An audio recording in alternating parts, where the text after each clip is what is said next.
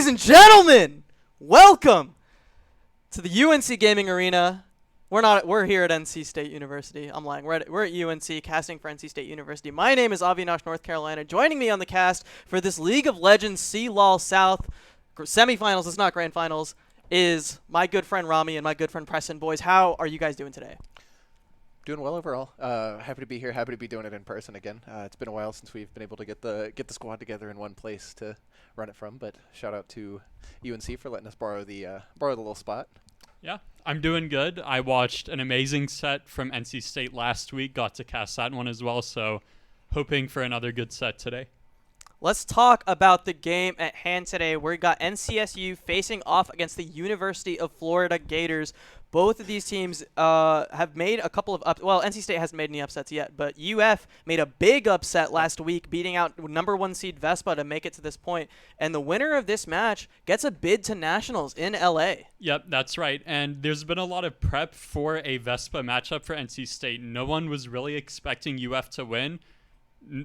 Even so, it was a 3-0. It was not even close. They blew Vespa out of the water, so both of these teams have a lot of momentum coming into today's match. NCSU similarly had a very not close series against Georgia Tech last week, a 3-0, and I think average game time of something like 26 minutes. Yeah, it was a fast one. It was a real fast best of 5. So, and both of these teams are having a really, really good season, only dropping one match in all of regular season and playoffs.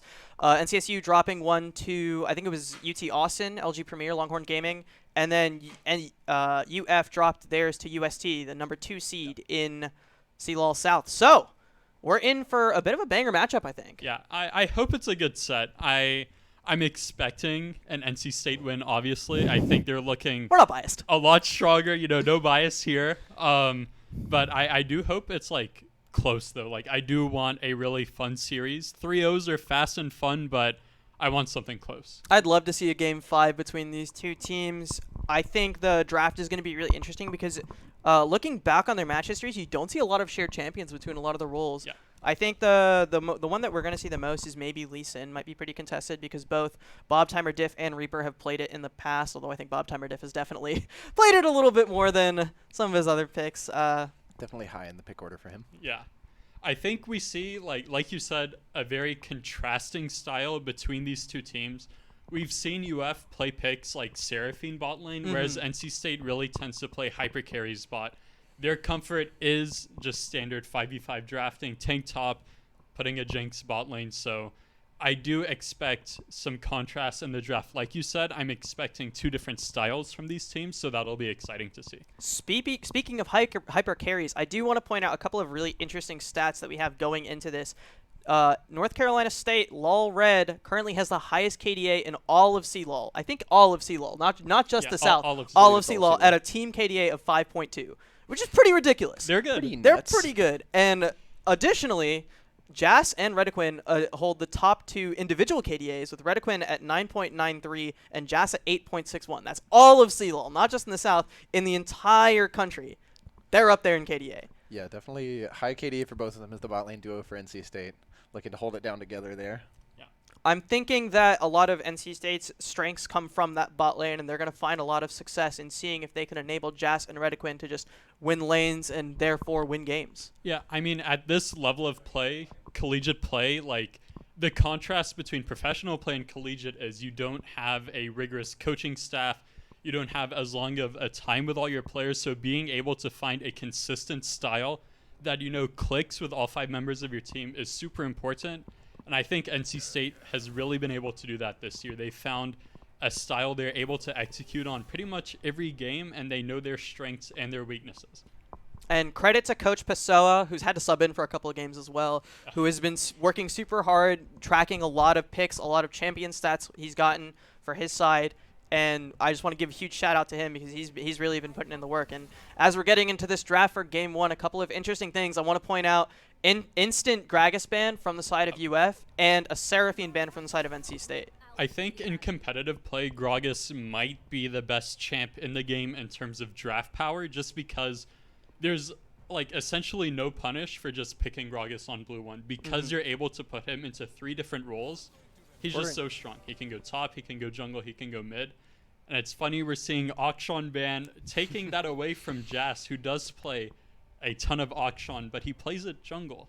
But Yeah. we have seen him pull it out bot lane. He has pulled it out bot lane during CLoL. I do love the ban. I think it's a respect ban, and if you look at his OP.GG, it's just auction. Yes. So I can't blame them for wanting to get rid of that comfort pick. I do also want to point out the Vi ban from NC State that was picked twice in the Vespa series for Reaper, who had a really good series as well. So we're looking to see something different from him, and I think once again, and also the Sejuani ban I want to point out is a classic for Bob Timer. He can play that champion at any point. Yeah, no, I mean, touching again on some of these flex picks, like you said, Gragas even bordering on a 4-way flex pick, being put support into something like an Alistar, one of your major engaged supports with great peel, or even Sejuani, although if it makes it through 9 times out of 10 is going to Bob Timer, could always be flexed over to Bob Timer diff in the jungle, even if it may be a bit of a different decision. But then next up, getting some of the big ones from the patch. I mean, Annie, one of the strongest mid laners, bordering again on strongest champion as it's a double flex, sometimes being thrown that support, and Wukong just a classic jungler at the moment. Yeah, Annie Wukong is a very strong pairing. When you're playing an AP mid, you really enjoy having like a Juggernaut Bruiser 80 in the jungle. Like Wukong Annie is just such a strong 2v2 power. Like there's so much CC from Annie that is essentially impossible to miss in the early game. You just queue them and then Wukong can go. But very interesting, NC State was able to get Thresh for Red Queen. If you saw their series against Georgia Tech, he just looked 1v9 on this champ. So Ed getting through draft, especially going through with a Jinx, things are looking good for State. I love the early game draft, or the early draft here from NC State. I think the Lee Sin is a great response into Wukong, who can definitely struggle from those levels 1 through 5. He does have a bit of trouble early game, and Lee Sin so good at skirmishing in those early levels and is able to really take control of the map early. And then Jinx Thresh, we've seen NC State play hyperscaling carries and play skirmish style the entire time, and they're very good on it. So this is just a safe, solid pick. But Veigar making it all the way through. I'm pretty sure Veigar is one of the highest ban rate champions in all of CLoL.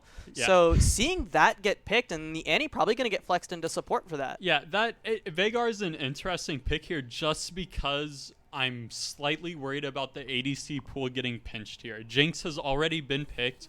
If you're committing to Veigar, not only do you break your flex pick of the Annie by committing 2 mages, you're also really like saying our pool in the bot lane is deep enough to where we're not worried about it. However, NC State is looking to ban out top laners because, like we said, contrasting styles in both of these teams, and red side allows for counter pick on top lane. So chances are UF is planning to pick their bot laner here, unless it's like Veigar bot lane and they will pick another support champ. And because of that, Bob Timer 9 times out of 10 will be blind picking here. And because his pool is like 80%, 90% tanks, he's trying to ban out some of those dangerous lane opponents for him, like Olaf.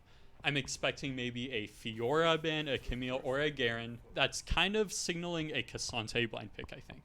Yeah. I wouldn't be surprised to see that at all. Go ahead, Preston. Yeah, no, just, I mean, another thing noting with the draft and bans specifically, targeting a lot of those contrasting styles in the top lane. Of course, NC State taking out those, trying to 1v1, get those solo kills early in lane top laners, whereas Gator's looking to take out all of those tanks that Bob Timer is known for, being that front-to-back, big, beefy guy in the front while Jinx autos from the back. Stealing the Cassante could signal something like a Scion from the side of NC State, as that's sort of a somewhat even if it leans Cassante at certain points for the Scion, but just a really great engage tool and just a big meatball to stand in front of the Jinx, especially in the late game scenario. Yeah, I think UF also read that Bob Timer was thinking of picking Cassante because of that Olaf Garen ban. Both of those are very strong picks into Cassante, so I think them taking away Cassante is a very nice decision. This does take us very deep into the draft in terms of when they're picking their bot lane. So there could be like a random Senna pick with like a Veigar support if they wanted to go really crazy. So this bot lane could go in a lot of different ways. Alessandra Hover is coming out for GG1. I think that is a very good pick in this draft, being able to deny Wukong when he goes in. Just pressing W or the Frozen Tomb, just shutting him down when he goes in. I do like UF leaving the bot lane pick until the end. I think, first of all, the Cassante pick is very smart because Bob Timer has shown a lot of success on that as well. And Scion, he's definitely not played as much. And then I want to point out, in Hao's match history, bot laner for UF, he has played everything under the sun, it feels like. He's solid on every single hyper carry. He's solid on every single early game carry. And where is this going? Is it going to be Swain mid? Is it going to be Veigar bot? No, it should be a Veigar bot. That's something that I wanted to touch on. Veigar's really known for being really strong as ADC right now, having that permanent wave push. Essentially, you can take prio over the whole lane and just farm and scale up, even if you're outranged by Jinx. And it also, the cage interacts really well with Thresh Lantern. If you can get the cage around the Thresh Lantern before it's taken, it'll stun them and stop them halfway through the transport. So keeping them trapped. Also, any Veigar, I mean, the Tibbers radius is about the size of that cage again. So just, it's you're put in a brawl room with the Tibbers, essentially. Yeah, and Veigar did receive some really nice buffs to his range on his Q and I believe his W, so that really helps his bot lane experience, because previously his Q is like at best matching the range of most AD carries, but now he can max like Jinx rocket form at later levels and pretty much beats every AD carry in terms of range. So bot lane Veigar has a lot better experience right now just because his range is better. Yeah, it means a lot of those trades that normally would be really, really swayed towards the Jinx as she gets those extra 3 to 4 auto attacks after the Veigar is starting to walk away from hitting his Q. Trades a lot more evenly because, I mean, the tip of the Q range sort of matches the Jinx. The only thing still being majorly outrange is going to be your Jinx W, so get that later in trade peel as well as the slow helping keep the Veigar a little bit away, but any speed up will help to mitigate stuff like that. The Swain as well having some impact as well, being able to W all the way to bot lane and stuff like that. Keep vision on brushes in case of a Lee Sin lane gank, things like that, but also just having that pressure. Again, throw it in the middle of the Veigar cage, it's just stacking AoE on top of AoE. And something interesting, normally when we watch NC State play their game, we're very confident in what will happen late game. We know they're going to win the team fight. We know they will have the 5v5 advantage. But looking at this draft, there's not really a lot of like high burst damage that I think is going to be able to eliminate the Swain. I think Swain was a very, very smart pick in this draft for UF. I think Swain excels into champions like Sion and Lissandra that kind of have to get up close with you. Once he pops that ult, he's just drain tanking, but it's the exact same for UF's side. Other than Veigar, it'll kind of be hard to burst down the Jinx because I'm not really seeing a way where Wukong can access Jas against the Thresh, so I think it's going to be a very long team fight that we're going to be looking at, which means it's going to be very heavily based on execution. I also want to point out this is a pretty heavy magic damage team for the side of UF. I think once we get past maybe 20 to 25 minutes, Bob Timer is probably going to become unkillable. Oh, yeah. And the Veigar is not going to be able to touch him. Kasante's probably not going to be doing enough damage at that point and to take him out. So and Bob Timer, to his credit, is excellent at playing weak side. Excellent at not getting any resources whatsoever. Really, really solid at keeping his lane alive and making sure that he's getting the CS that he needs and scaling into that late game so he can allow his team fighting prowess to show. He's so good on these tanks. He's so good at positioning his front to back. And I think that with the Lissandra pick as well, it's going to be super easy for Jas to play that super knife's edge style that he really likes to. Limit testing, as they like to call it. Oh, yeah. And with the Thresh, he has like a get out of jail for free card. He has that Lantern. I think Reddit Queen is very used to having to save Jas from sticky situations, so I think he'll be ready for that.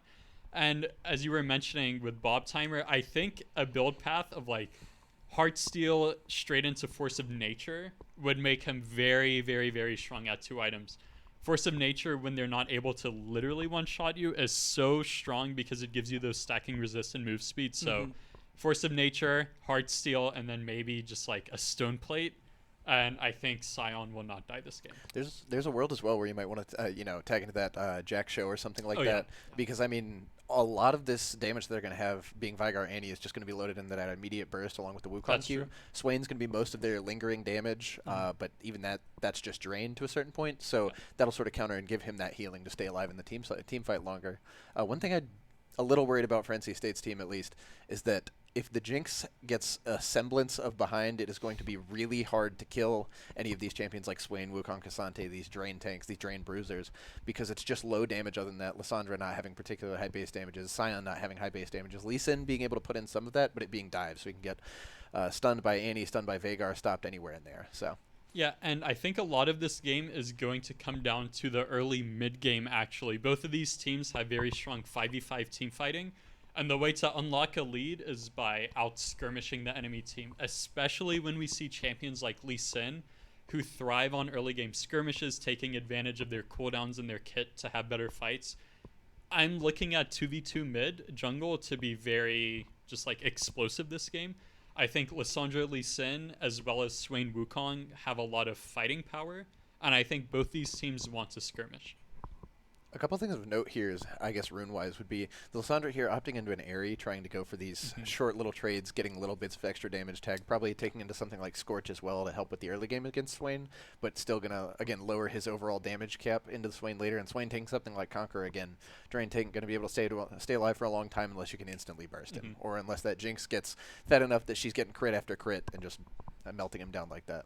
Vera has played a lot of Swain, so I'm looking to see a lot of the power from this team is going to be on this mid lane, and a lot of their strong early game is going to be focused around this Wukong as well. So as much as they can, they want to shut down GG1, and they want to keep Jas from getting ahead. And I think the Veigar Annie pick is a really good way to do that. But if Jas gets ahead at all, it almost seems like it's curtains for UF. Yeah. I mean, if Bob Timer Diff is able to make plays happen bot side and they get early dragon control, like getting first 2 Drakes in competitive puts so much pressure on the enemy team.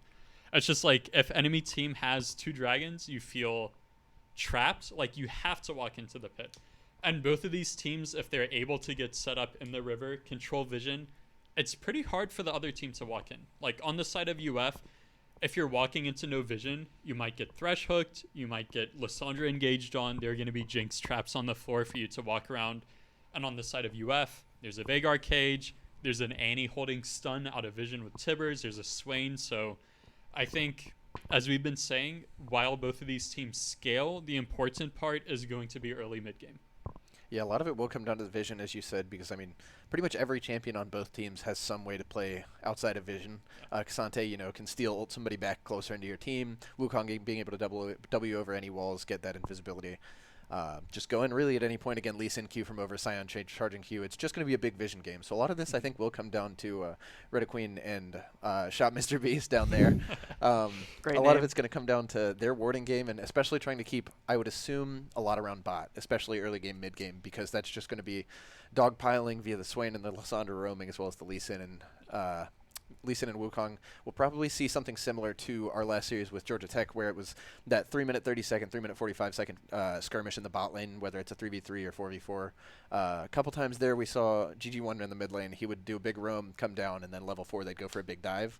A little bit harder here as diving onto a Veigar cage or Annie with her new E, the way that it works is a semi-thorn mail. Yeah. It can be really dangerous because that eliminates any chance of it coming out to being an execute if they don't get any hit, because if you hit the person with the shield on it, will just damage you back. Yeah, I'm interested to see which of these mid laners is going to be able to control mid prio.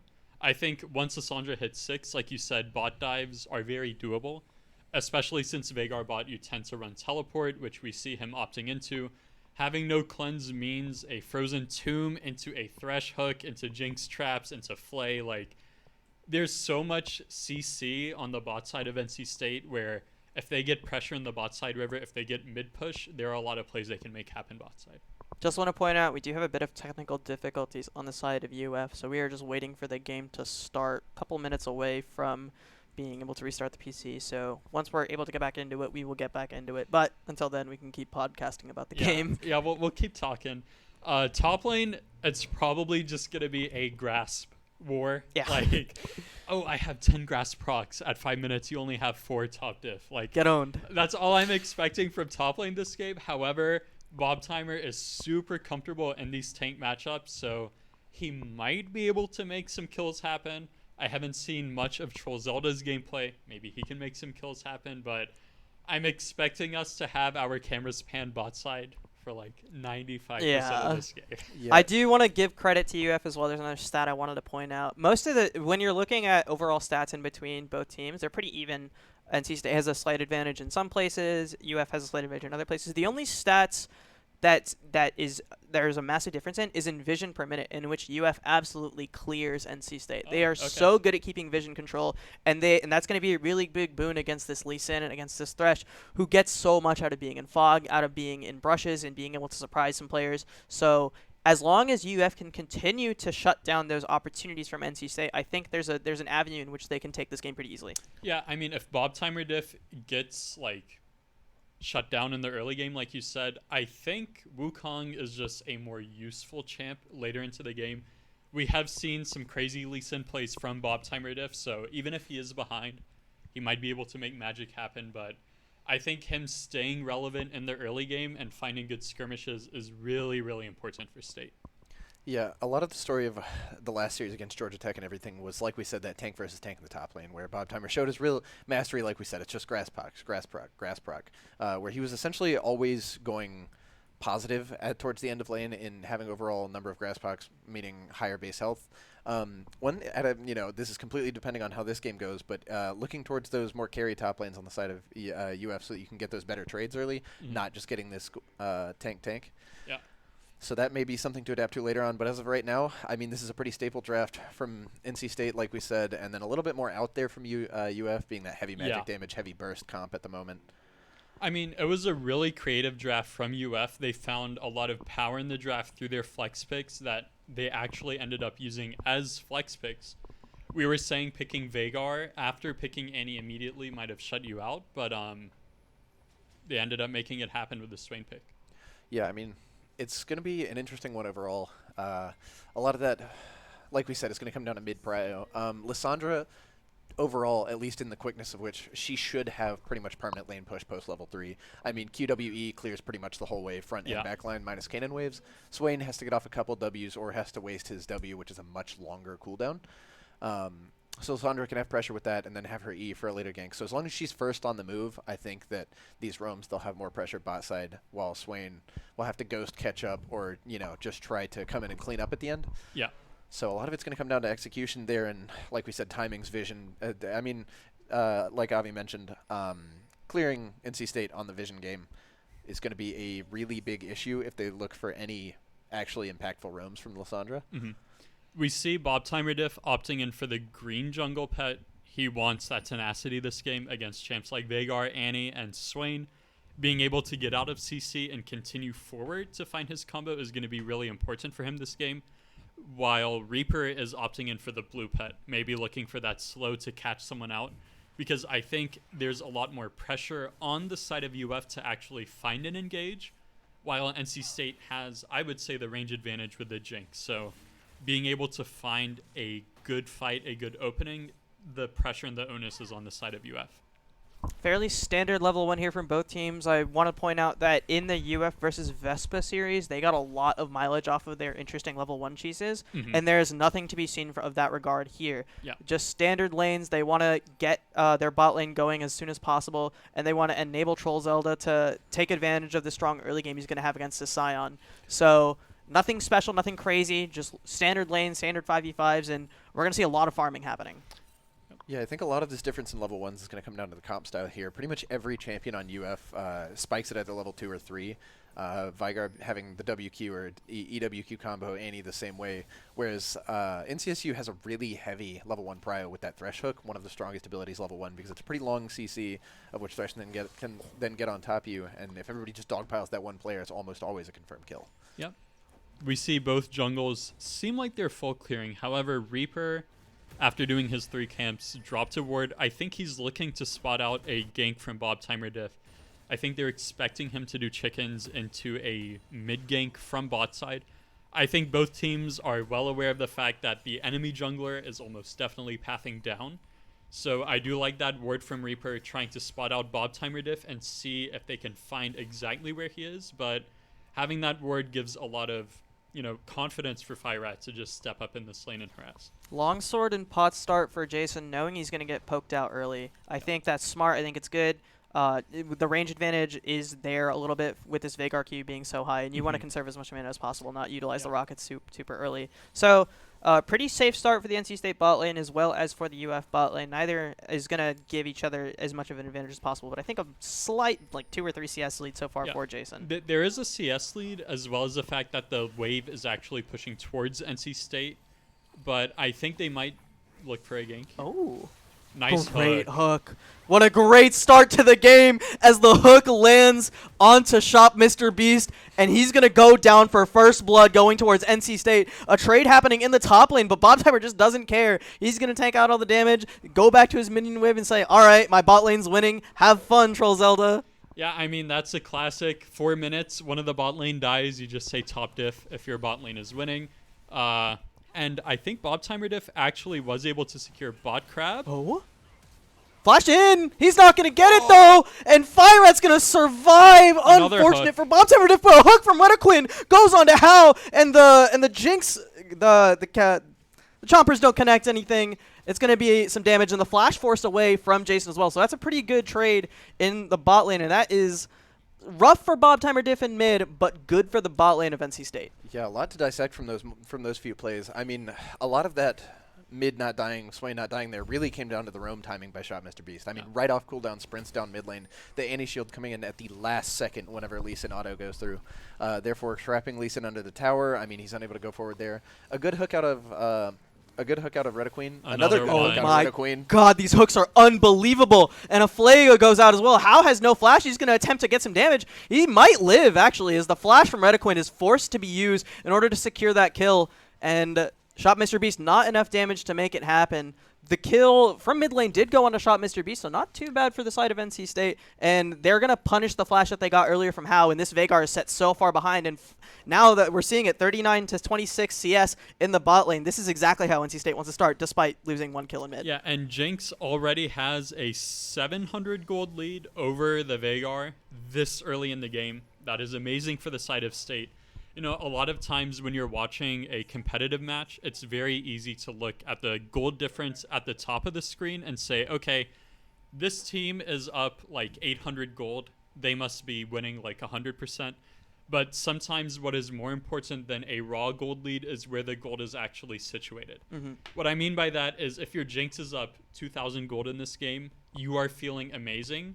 But if your only gold lead is in like a Sion Cassante matchup, for example, that isn't really netting you that much benefit. But now we're looking, we see mid lane is up gold, jungle is up gold, ADC is up gold for the side of NC State. So the really important power picks we were talking about, the skirmishing mid jungle and the hyper carry Jinx, all of those are succeeding in the early game, and that's what NC State wants. One little bit to note here was that to secure that kill there on Han, was just a little bit of synergy that shows as anti-synergy. They're both on the same page. Flash get the kill, but happen to both flash at the same time. Thresh ending up getting the kill. Means that they're going to be really open to a Reaper coming in for a gank.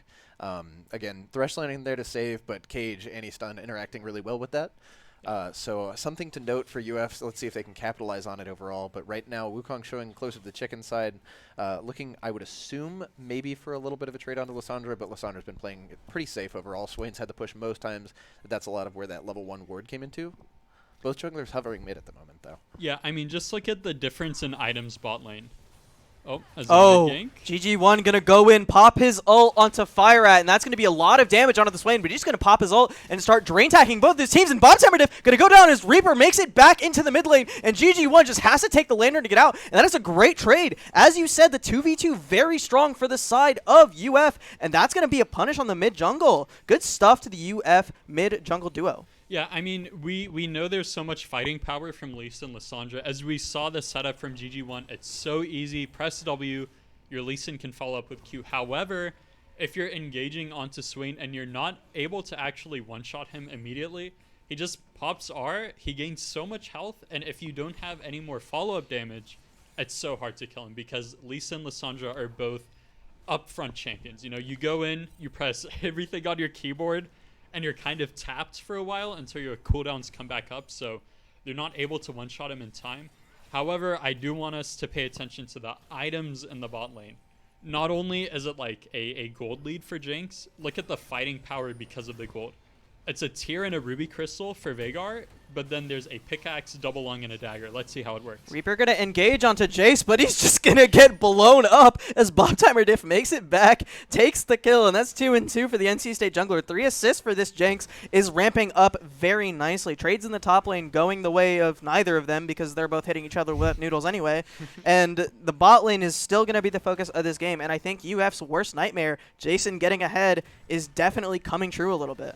Yeah, I mean, Wukong going for the Caulfield start there, not going for the... Oh, bit of an engage here. Interrupting the Sion ult, a big plus for the Cassante here. Oh. Might be a death by Bob Timer, but he Good flashes flash. out barely at the end. Nicely done from Bob Timer to flash away, but also beautiful trade from Troll Zelda to get the summoner out, and that's going to be a really, really solid lead for this Cassante. He has already a bit of a CS lead and is getting a lot of lane prio as well, so really, really solid stuff from the top laner of UF, trying to keep his team back in the game, but the first dragon going towards NC State, and that's got to feel bad for this bot lane. Yeah, good champion knowledge coming out from Troll Zelda. He knows when you use your first W on Cassante and then you use your all-out, you actually get that cooldown refunded, so he's able to use the first one to stun Bob Timer, flip him back with the all-out, and then use the second one to get on top of him to cancel the unstoppable charge from Sion. So nice play from him to get the flash. He has a CS lead, but I'm not sure how much UF is going to be able to capitalize off of that because, again, it is a tank v tank.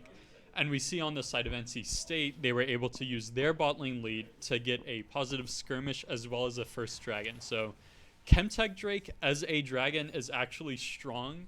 I think the soul is relatively weak compared to other souls, but the actual just straight up dragon is pretty nice to have. So State is going to feel nice with that in their pocket. The next Drake is going to be Hextech in almost 4 minutes, and I think State will be heavily playing for dragon stacking this game. Yeah, individual stat-wise, Chemtech goes pretty high bar for bar on the list. It's just going to give you so much free value since it's percentage-based, not just flat values.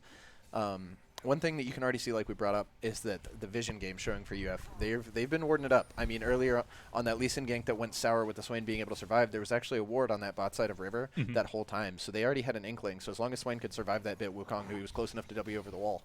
Skill shots going wide for NC State's bot lane. Is they're going to go for a couple of trades and the bait out the cage, lantern out. Nicely done from NC State to burn some of these cooldowns. I do want to point out, GG1's CS lead off of pure laning prowess on its own, almost a 20 CS lead over the Swain, has to feel very good for him. Even though there's 2 assists to FireRat's name, GG1, to his credit, is keeping up despite the couple of plays that went wrong in mid for NC State. Yeah, and we're seeing the bot lane for NC State is already up 1,000 gold individually on Jas versus Hal. So as we've been saying this entire game, Jinx is huge, and while we keep repeating it, it is the biggest thing to look out for this game because Jas will be the hyper carry for NC State. The only actual gold lead for UF right now is in the top lane, and again, it's not very effective on the side of the Cassante because he's really going to struggle to actually do something in the team fight other than soak damage. Hook going on to Hao, and he's going to get flayed back, chomped up as well, and Tibbers is going to go down, but Jason just gets to free hit. Ooh, the Super Mega Death Rocket goes wide, and the shield goes out as well, as that's going to be Hao surviving, has to burn his flash, and has to get out of lane, but just barely living. There's almost nothing you can do there. Yeah, it was really, really close. I think if he just went for another auto and then flash autoed, it would be like guaranteed, but I think he shot out the Super Mega Death Rocket expecting to hit it, obviously, and then he wouldn't need to flash, but nice movement from Hal. However, we're seeing the power of Retta Queen's Thresh and why Georgia Tech very quickly realized they need to start banning this champ against NC State because Retta Queen is so comfortable. Give him a few minutes, he starts to just download his lane opponents. We saw him completely predict the juke from Hal to get that hook, flip him onto the traps, and now, yet again, your Veigar has no flash, he has no teleport, and Dragon is spawning in 1 minute. I'm expecting NC State to hopefully use this mid push, have Lissandra rotate down to bot lane, threaten a dive, use this pressure, maybe even crack the tower and rotate bot lane up to top. But it's going to be really rough for Hao to survive these next few minutes. Huge compliments to Retta Quinn, who has had a fantastic season this whole time. Oh my god, the Cassante ult going to push Habatam over the wall, and Reaper going to be there to punish. Super nicely done from this top jungle duo of UF. Finally a punish on the Bob Timer. Finally something going right for UF. Yes. That was beautiful. That was just pure skill. Really, really smooth synergy there. I mean, there's almost no way, unless you have a word behind, to predict that sort of gank. Holy cow. Engage, but can't grab the lantern. And Jake's rocket goes a little wide. So close. So close. So much of that was like pixels off of being a beautiful play from NC State, and they just couldn't make it happen. That's okay. A lot of resources burned from the side of UF. But I will say the flash from, I think it was Jas, was burned as well. Or there was one summoner burned. and Redequin was not able to make it happen. But this turret plate going to go down, and that's so much space for NC State's bot lane. And with Dragon coming up so soon, this is a really good place for, even though UF got the pick on the top side, this bot lane pressure is going to be so important for getting this next Dragon. I like this bit of play that you have showed. They've adapted to the game plan of NC State being just put everything bot side and said, we'll throw this Vigar and just tell him to be safe, drop Cage at tower and try to farm with Q, and we'll try to get advantages on that Cassante and Wukong, who can still put up good damage and dive onto the Jinx as long as they can get on top of it. With both flashes up, that won't be too bad, as Jinx still has flash down herself. Oh So my with god, the why are they not better. ready for it? Beautiful punish from Redequin is just going to take out Shot Mr. Beast, and he's not going to be able to do anything. There was no vision, there was nothing ready. The pink ward kept it happening, and another hook onto Reaper as Redequin is going to keep it going. Troll Zelda going to attempt to engage, and Redequin goes very, very low, but Jas is untouched this entire fight. Fireart's going to take out Redequin, and this is now a 4v4 as Jas is in the bot right corner of the map. Reset? Oh, can he reset? Fireart's going to go down as Bob Timer Diff also goes down. 3v3 now as Jas very low going to go down as well. It is now Bob Timer and GG1, a triple kill for the Lissandra as NC State makes it a 3-for-4 in favor of themselves. And Bob Timer and GG1 going to get away with their lives. And how finally in a skirmish doesn't die. I mean, we said it, these team fights, they're going to take a while, and they're going to come down to execution. I think Troll Zelda is really, really, really making the Cassante pick work here. However, a bit of... Oh, Are you dead? No. he Yes, is. you're Oh, he's dead. Ignite. should tick. Oh, There's- beautifully done from Shot Mr. Beast to punish and get the shutdown onto GG1, who just got a triple kill in that last fight. Something that is really scary for NC State is the fact that there was no all-out and no Cyclone available for UF in that team fight, and it still ended up being extremely close. I think those are two critical cooldowns that in a standard 5v5 are going to put in a lot of work for the side of UF, so I think this next fight might be kind of scary for NC State. However, Firad does not have the Swain ult, which, as we saw, created so much pressure because there's no one-shot potential for NC State, and he was able to just sustain through the low damage of the Scion and the Lissandra as they weren't able to kill him very quickly. Yeah, a lot of that fight came down to the Swain ult itself. I mean, really big there. Able to drain tank and not die there at the end. Lissandra coming in right at the last moment. I think a lot of it there also came down to how split NC State was. Jinx was solo to the right around the dragon, just trying to hit as best he could without being focused, but we've got a fight here in the top lane. Cassante Looks going like for a the solo kill maybe in the cards for Troll Zelda, and Bob Timer just going to Get the cue wave. the wave and try to get some of this CS back. And Troll Zelda is proving to be a problem for this NC State team. Yeah, I mean, we highlighted this, that these teams are going to have different styles, especially when the side of UF, their bot lane, falls so far behind. I really like how they said, okay, yes, this draft, we have higher damage bot side, but our bot lane is behind. We're just going to change it up. We're going to commit top side. I really like to see that from them. They said, we're not going to contest this dragon. We're going to go take Herald. We're going to use it top. Scion has no flash. Let's make a play on him. So I really like to see that sort of adaptation coming out from UF, because that is what is going to be really important in this series, because remember, this is a best of 5, so there's going to be a lot of pressure on both teams to figure out how to beat the opponent. Turret went down on both the top lane for UF and the bot lane for NC State, where they took each turret. Is NC State finally able to rotate their bot lane into the mid lane and get some of this Jas power into the other side of the map? And it seems like Troll Zelda might be able to run away with things a little bit, but Jas similarly has a solid CS lead and probably a very solid gold lead over How. And I also want to point out GG1 has a pretty solid, I think it's like a 1k gold lead over his lane opponent. Yep. So very, very good stuff from the carries of NC State. And Bob Timer kind of just forced to play weak side, but that's Bob Timer classic, isn't it? Yeah, it is a classic. And again, like we were saying earlier, gold lead overall between the teams is even. So what we need to look at is where it's distributed. So gold lead is extremely large in the top lane. It's 2k advantage for the side of Troll Zelda. Similar in jungle, it's more of like a 500 gold lead. But bot lane, Jas is up 2,000 gold on a Jinx, which is just, it's crazy. He already has his Kraken. He's building into a PD.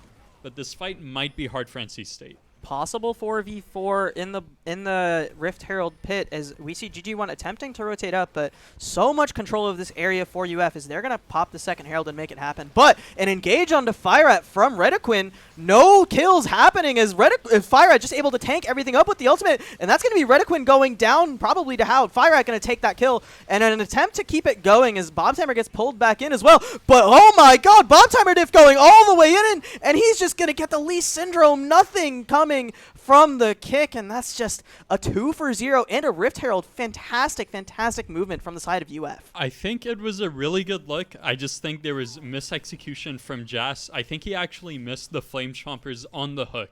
I think if those landed, Fireat would not have been able to escape. He has no flash. His ult was ticking, but I think there would be enough damage to actually kill him. So I think if those Chompers land, you get the kill on the Swain, you get the Jinx reset, you get to keep running over the team fight with the Lee Sin. He had flash, he had kick.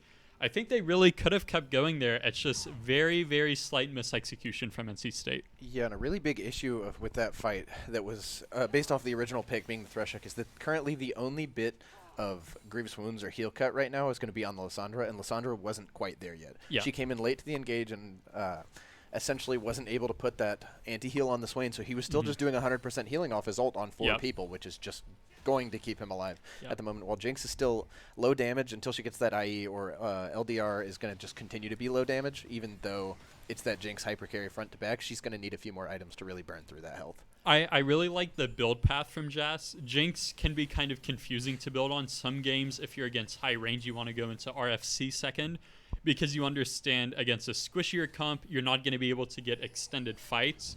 So you just want to poke with Rocket RFC whenever you can. But in this game, Jas knows, okay, there's a Swain, there's a Cassante. I'm going to be autoing a lot this game, so he's going straight into the Phantom Dancer, which I really like to see. He's playing for those Kraken Slayer procs. I hope he goes into IE third. I don't see a world in which he doesn't, but once he gets IE, LDR, he's going to be so strong. I think he might be able to melt through Chol Zelda. However, because he's so ahead on the Cassante, he already has Iceborne Gauntlet and Sunfire Cape. I believe he's probably just building straight into a Stone Plate. Lissandra, although she is an AP champ, you don't really look at Lissandra and say, okay, she's about to melt me. Because realistically, GG1 isn't really looking at Troll Zelda in a team fight. He's looking at Hal. He's looking to shut down Reaper. So being able to go 2 armor items into Stone Plate is going to give so much value for Troll Zelda in the fight. One adaptation that I like out of GG1 here is going into that second item instead of Zanya's as you traditionally would on Lissandra, going for needlessly into either Shadow Flame or Rabadon's, because, I mean, as you can see, really the only magic resist at the moment is going to be Troll Zelda with the Null Magic as well as the Iceborne Gauntlet having a little bit. So overall, he's looking to be that higher damage threat, which is less traditional. I mean, they're going to have to wait, or not have to, but they're going to want to wait on magic resist as 90% of the damage. Oh my god, the kick from Bob Timer Diff pushes Hao in underneath the turret, but no dice as the hook goes wide for Redaquin, and that's going to be a turret going down in mid. Almost no answer for NC State as Reaper already rotated onto the Dragon. This is looking very good for the side of UF. Almost a great play from Bob Timer Diff, though. Yeah, I think if there was a bit more communication, I think Redaqueen would have been ready for that kick because it would have been pretty much guaranteed just kick into hook. But because there was a slight offset and when the hook came out, Hao was just able to walk away. He didn't even need to burn flash. However, I like the fact that NC State, it seems like they just made a 5-man decision. We are not contesting this Dragon. We're not even going to bother walking into River. Because like we said in draft, both teams are going to struggle to walk in. And instead of like, you know, just watching the enemy team take Dragon, they tried to make a play happen. And they sent GG1 top lane to at least get something. He was able to take that outer turret. So good decision making from NC State to not just give up a Dragon for free. They tried to make something happen. I do like the way that NC State is playing this. After they got that early game lead and kind of lost it a little bit, they're going back into playing a little bit more safe, and they're realizing that once Jason gets a couple more items, once he's able to get that IE, get that LDR online, he's going to be melting through Troll Zelda, and as relevant as he's been, he's going to be irrelevant once that Jinx gets a couple more items online. So they're choosing to hang back a little bit, let this Jinx farm up, let him get his CS, and then once we hit those big item spikes, they're going to be looking to 5v5. And Bob Timer Diff, with the plays he's been looking to make, is probably going to be scary for Hao. It looks like overall at the moment, I mean, Cassante and Swain being the main threats right now with all the gold into them at the moment. Hao down in the bot is just going to be looking to quietly scale, stack up on Vigar until late game. He is just a monster one-shotting pretty much anyone minus the Scion. So, I mean, I think overall that's going to be really important to the game plan is just keeping Hao safe as long as possible as he's going to scale big as well. The Rod of Ages being a big factor here, giving a lot of scaling benefit. As soon as that's done stacking up, giving XP, I believe right now we have a little bit of an XP lead over towards Jess, so might even that out, get him up a level. But But yeah, I mean, just looking to quietly scale. But Jazz is trying to put that down some. I mean, next item you see going into the anti-tank shred, ability to kill Cassante, Wukong going into the Death Stance right now. I think Jazz decided he has enough damage for the squishier members of UF. So while IE gives you more raw damage, I think he's like, I just need a percentage buff against Cassante. We need someone who's going to kill him. Lee Sin will never kill Cassante. Lysandre will never kill Cassante. And Sion obviously will never kill Cassante. I don't think Sion's killing anything this game. So Jazz is really saying, like, guys, I'm just going LDR because otherwise this guy will not die. So I do like that adaptation because Cassante is so ahead. Credit to Troll Zelda for playing as well as he is. 3-1-3 on this Cassante and a 20 CS lead over Bob Timer. 2 items plus the steel caps completed for him and on his way to a third. And now we're looking very, very solid for this top laner. And he's going to be the catalyst for a lot of these fights, it feels like, because once he's able to get in on that front line and maybe allow Hao to walk up a little bit, it's going to be scary for these NC State carries to try to do anything. Yeah, looks like he's opting into Fawn third item, giving himself a tiny bit of MR, but importantly, a lot of move speed. I think he's just trying to get onto Jazz and just stand in front of him and stop damage as we see UF starting Nash. Interesting call to start Baron up as they're just going to try and burst it down. Looks like it's trying to be a bait as Troll Zelda walks out of the pit and attempts to catch something. Bob Timer going to pop the ult and get forward onto Troll Zelda. So that's one main engage tool gone for NC State, but look at how much time has already been burned, and I think the Baron is already regenning. Troll Zelda looking for something, anything, but just cannot find it. The ult from Fire going to go down, and what a great kick from Bob Timer Diff, and Redaquin going to have to burn all of his stuff, but beautiful, beautiful disengage from NC State as it's just Bob Timer taking the damage, and all of these cooldowns have been burned from the side of UF, and now NC State has an opportunity to re-engage maybe. Look at this. Troll Zelda going onto the backline, and Jazz is going to get caught out. Reaper going to take out one, he's going to take out two, and Troll Zelda going to take out another one. What a beautiful continuation of the fight. I thought they had it. I thought NC State was going to be able to turn everything around, but Troll Zelda going to make it happen as 4 members of NC State go down. It's just Bob Timer left alive. Shot Mr. Beast going to try to keep him from getting anything, and now the inner turret goes down, and this should be a free Baron for the side of UF. What a great fight. Troll Zelda actually grabbed an insane re-engage there with the W forward into his Q, knocking up all 3 members in a line. Originally, it looked like it was only going to take in one, but after it grabbed the Jinx, it was about over, because then he just was able to ult the Jinx and then just hit that Jinx repeatedly, while Swain's sitting there in the front, and everybody else can just front to back it. It was so close for NC State. We saw their plan, which is how you should play. Swain presses R, everyone just run. Like, legit, 5-man walk away from Swain. As soon as his ulti falls off, he's kind of just a caster minion in a team fight like this, so it was amazing from UF to recognize what NC State is trying to do, and they just say, no, we will 5-man run at you while you run away from us. Amazing cage from Hao to catch, I believe it was Bob Timer, flashing over that mid lane wall. The cage catches him, traps him, and now UF is on the map. Veigar has Rabadons, has Roa fully stacked. And there's going to be, like, no way for State to walk into the bot river. So now UF, with this third Infernal, will be on Soul Point. This front to back is looking so scary for the side of UF. This Cassante so strong as Troll Zelda has been having a fantastic game so far. And it's so difficult for Jazz to do anything. Despite the early lead he had, it just doesn't mean anything when Troll Zelda is able to walk up and smack him in the face like that. Yeah, just amazing, amazing team fighting from UF. Capitalizing on just a bit of a positioning mistake, I think. I feel like Jazz used Flash a bit early. We might need to look back at it later, but I think he used Cleanse, and then he was safe, and realistically, he should never be getting hit by a Cassante Q3 unless he's getting CC'd by someone like Wukong. So I think, again, just a margin of error from NC State causing them to lose a fight that I think could have been won. Absolutely a game of inches so far. It does not feel like any team has made a big mistake or anything like that. It's been these small errors and these big punishes on those small errors. As Troll Zelda going to take a lot of damage, but Bob Timer going to take even more. And that's a rampage for the side of the Cassante on UF. And what a great game for this top laner against the Sion. I mean, he is really performing right now. He's finding mistakes. And I think UF came into this game saying, we know what Bob Timer is going to play. Let's think of how to counter it as not only just like champs to play, but also play style. We saw them taking advantage of the fact that NC State just kept going bot lane, kept putting resources into bot lane. And as soon as you slip up once with a lead like this, it's so hard to recover. Oh, nice hook onto the jungler from UF, and that's a great pick. Is Rediquin going to make it happen? A teleport now coming out for How. A little bit questionable, but the cage is going to keep him safe. A lot of damage onto him, but a good pick from NC State to finally start bringing this back into their favor, as they've been losing the game for the past like 10 minutes or something.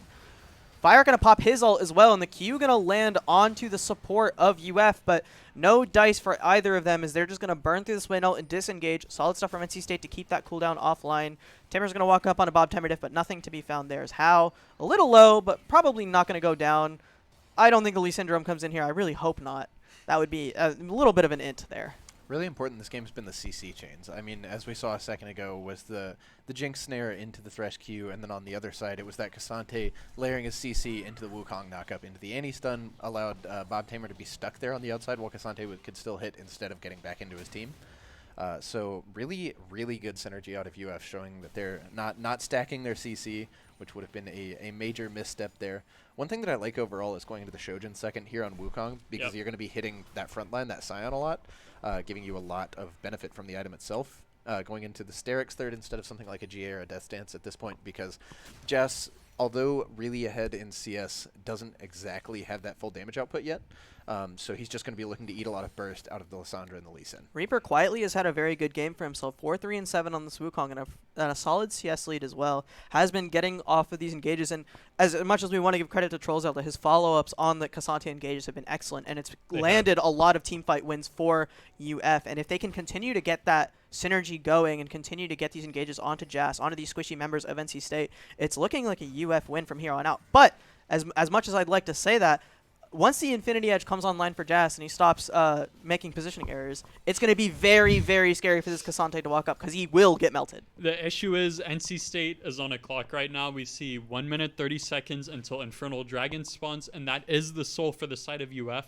If you get Infernal Soul onto a Veigar, it's so scary. That W will just literally one-shot Jas, so I think NC State, while they wish they could just sit and wait. Oh, the flash forward. I think that's Fyra and Trollzelda. Oh, How got engaged on, actually, and GG1 just going to go down as the damage output from this Cassante is crazy. Shot Mr. Beast going to go in as well, and look at how low Jess is. Trollzelda going to flash forward to get him, and that's all the damage. Dead for NC State. He just can't die anymore, and that's going to be Bob Timer Diff having to take the Lantern out, and you can't do anything.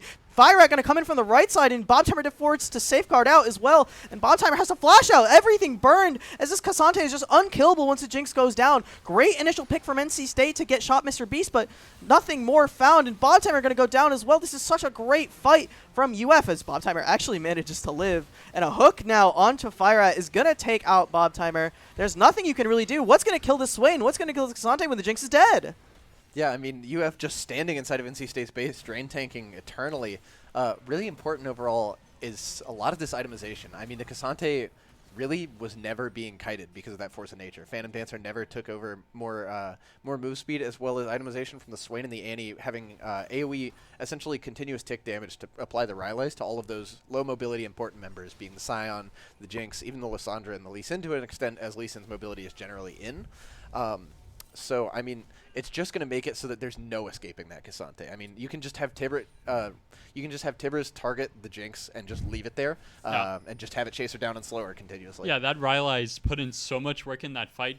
Like you said, you just put Tibbers onto Jas, and it's so annoying for him to actually hit anyone in this fight. As now UF is positioning to take Infernal Soul, NC State is going to have to walk in, and it's not looking good for them. It's looking like NC State's just going to want to give it here, minus looking for a little bit of a miracle steal, although Infernal Drake already going down. Not a great posture to contest at all, and also not great gold lead to contest at all. But now, like you said, with that Veigar W, if it hits just Jas or even multiple, that AoE damage is going to be absurd. This has to be a free Baron for the side of UF, as the Infernal Soul makes them way too strong for NC State to attempt a 5v5 right now. And I think with as much momentum as they have, this is all curtains for NC State in this game one. Yeah, I mean, they have Soul, they have Nash, and they have such a lead. This Cassante literally cannot die, I believe, at this point. So they're just going to walk mid, I believe, and it's going to be so hard for NC State to do anything about it. They have mid inhib, they have top inhib. There are going to be 2 waves with super minions with Baron buff on top of that. It's going to be so hard for NC State to clear these waves. I want to compliment UF's team fighting, which has just been so clean. We were talking about NC State and how good they are in these team fights earlier, but UF, to their credit, has been excellent in these 5v5s, and they've gotten the picks, they've gotten ahead from it, and now they're looking to march these minions into the base with the Baron. Bob Timer doing his damnedest to clear out something, anything, but he does no damage. And the attempt is made, but the Swain gonna pull him back in. And what can you really do when these champions are able to just walk these minions in? Now bot lane is gonna get taken down by Troll Zelda, and now GG1 having to take the Lantern. There's nothing you can do. Just you either get to walk up and take all the inhibs, take the towers, and the game's over. I think you just start talking about what to change in draft for next game. Yeah, I mean, there's really only one way that NC State makes it back in, but currently it's not even looking at it as they go in for the engage. Lee Sin pops the Zanyu, but dead to Vygar W immediately. Swain in the middle of 4, getting a big slow. Looking towards the end, Wukong flashing forward, but nothing really coming out of it for Penta? NC State, and that looks to just be the Penta? game. I think Penta that's a pentakill. Penta? pulls him back for the Vygar. Let him get the last hit. No! Oh, Mr. Beast! shop Mr. Beast stealing the Penta away from How. How had such a rough early game makes it happen at the very end, and that's a game 1 victory for UF. A bit of a turnaround, and after the great early game that we saw from the bot lane of NC State, just Troll Zelda on the Cassante making it happen and enabling his entire team to just keep it going. Yeah, I mean, we wanted to see a good series, and I think if game 1 was any indication, we're going to have a good series. I think both of these teams know how the enemy wants to play. Both of them are very creative, and both of them love to team fight. They both are very comfortable in these 5v5 situations. And we saw a lot of adaptation from UF, realizing we're just going to go top lane. We're going to punish this Scion. He has no flash. We have a gold lead top lane. Let's kill him. Now we take Herald. We kill him again. We take the tower, and the game is over. Yeah, really important there from UF is that dichotomy that we saw where they decided to, instead of, like last week, Georgia Tech was just trying to 3v3 bot lane constantly. Yeah. They swapped it and said, let's get this Cassante ahead, get a lot of gold in him, and then he'll just be unkillable. One big thing that I'd like to see for next game is, as both of you have mentioned, there were no big mistakes, no bigger level 1 cheese, no big dragon fight where everything swapped over. It was just small little advantages gained by UF as they slowly got dragons back, slowly got gold. One slight adaptation I'd like to see out of NC State is going for something a little more scrappy. These front to backs I don't think will work if you continue to do the same, because like the synergy that we saw with high move speed on the Cassante being able to run down your immobile carry, Annie being able to give the E shield movement speed, as well as things like Shirelia's, just being able to chase these things down. I'd like to see something a little more self-peel or engage or something like that. Maybe a Kaisa, maybe a Zaya, something that can not just get ran down, not just get sat on by the enemy top laner or jungler and have some real impact. Yeah, and I really think NC State is going to need more magic damage in the mid lane, because as soon as Cassante is allowed to build 3 armor items straight up, it's just like so hard for Jazz to kill him. If your only magic damage in your team comp is a Lissandra, and the enemy top laner is a tank with 3 armor items, it's going to be so hard. Well, it looks like we're going to go to a quick break. Don't go anywhere. We're going to be back with Game 2 of University of Florida Gators versus NC State Red. We're in for a series here, so don't go anywhere. Keep it right here. We'll be right back. Yep, see everybody soon.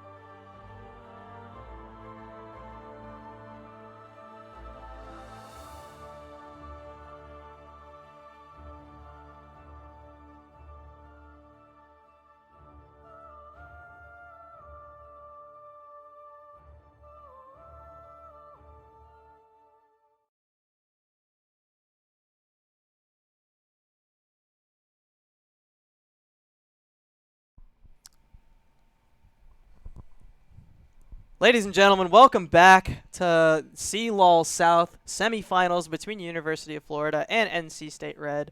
Once again, we are coming to you live from the Carolina Gaming Arena here at UNC Chapel Hill. Thanks for letting us use the studio, guys. Of course. We're getting right into Game 2 after UF took a pretty strong Game 1 after losing out on a bit of the early game. And I want to talk about some of the changes that we're going to need to see out of NC State in order to bring it back. And right into draft right away, we see same bans from the side of NC State: Pike, Seraphine, and Vi. And then on the side of UF, the same bans once again: Gragas and Auction. The respect ban to Jas is looking very good for the side of UF. I'm curious to see if Sedge goes. They leave the Sejuani up, almost saying pick it and we'll run back the Cassante.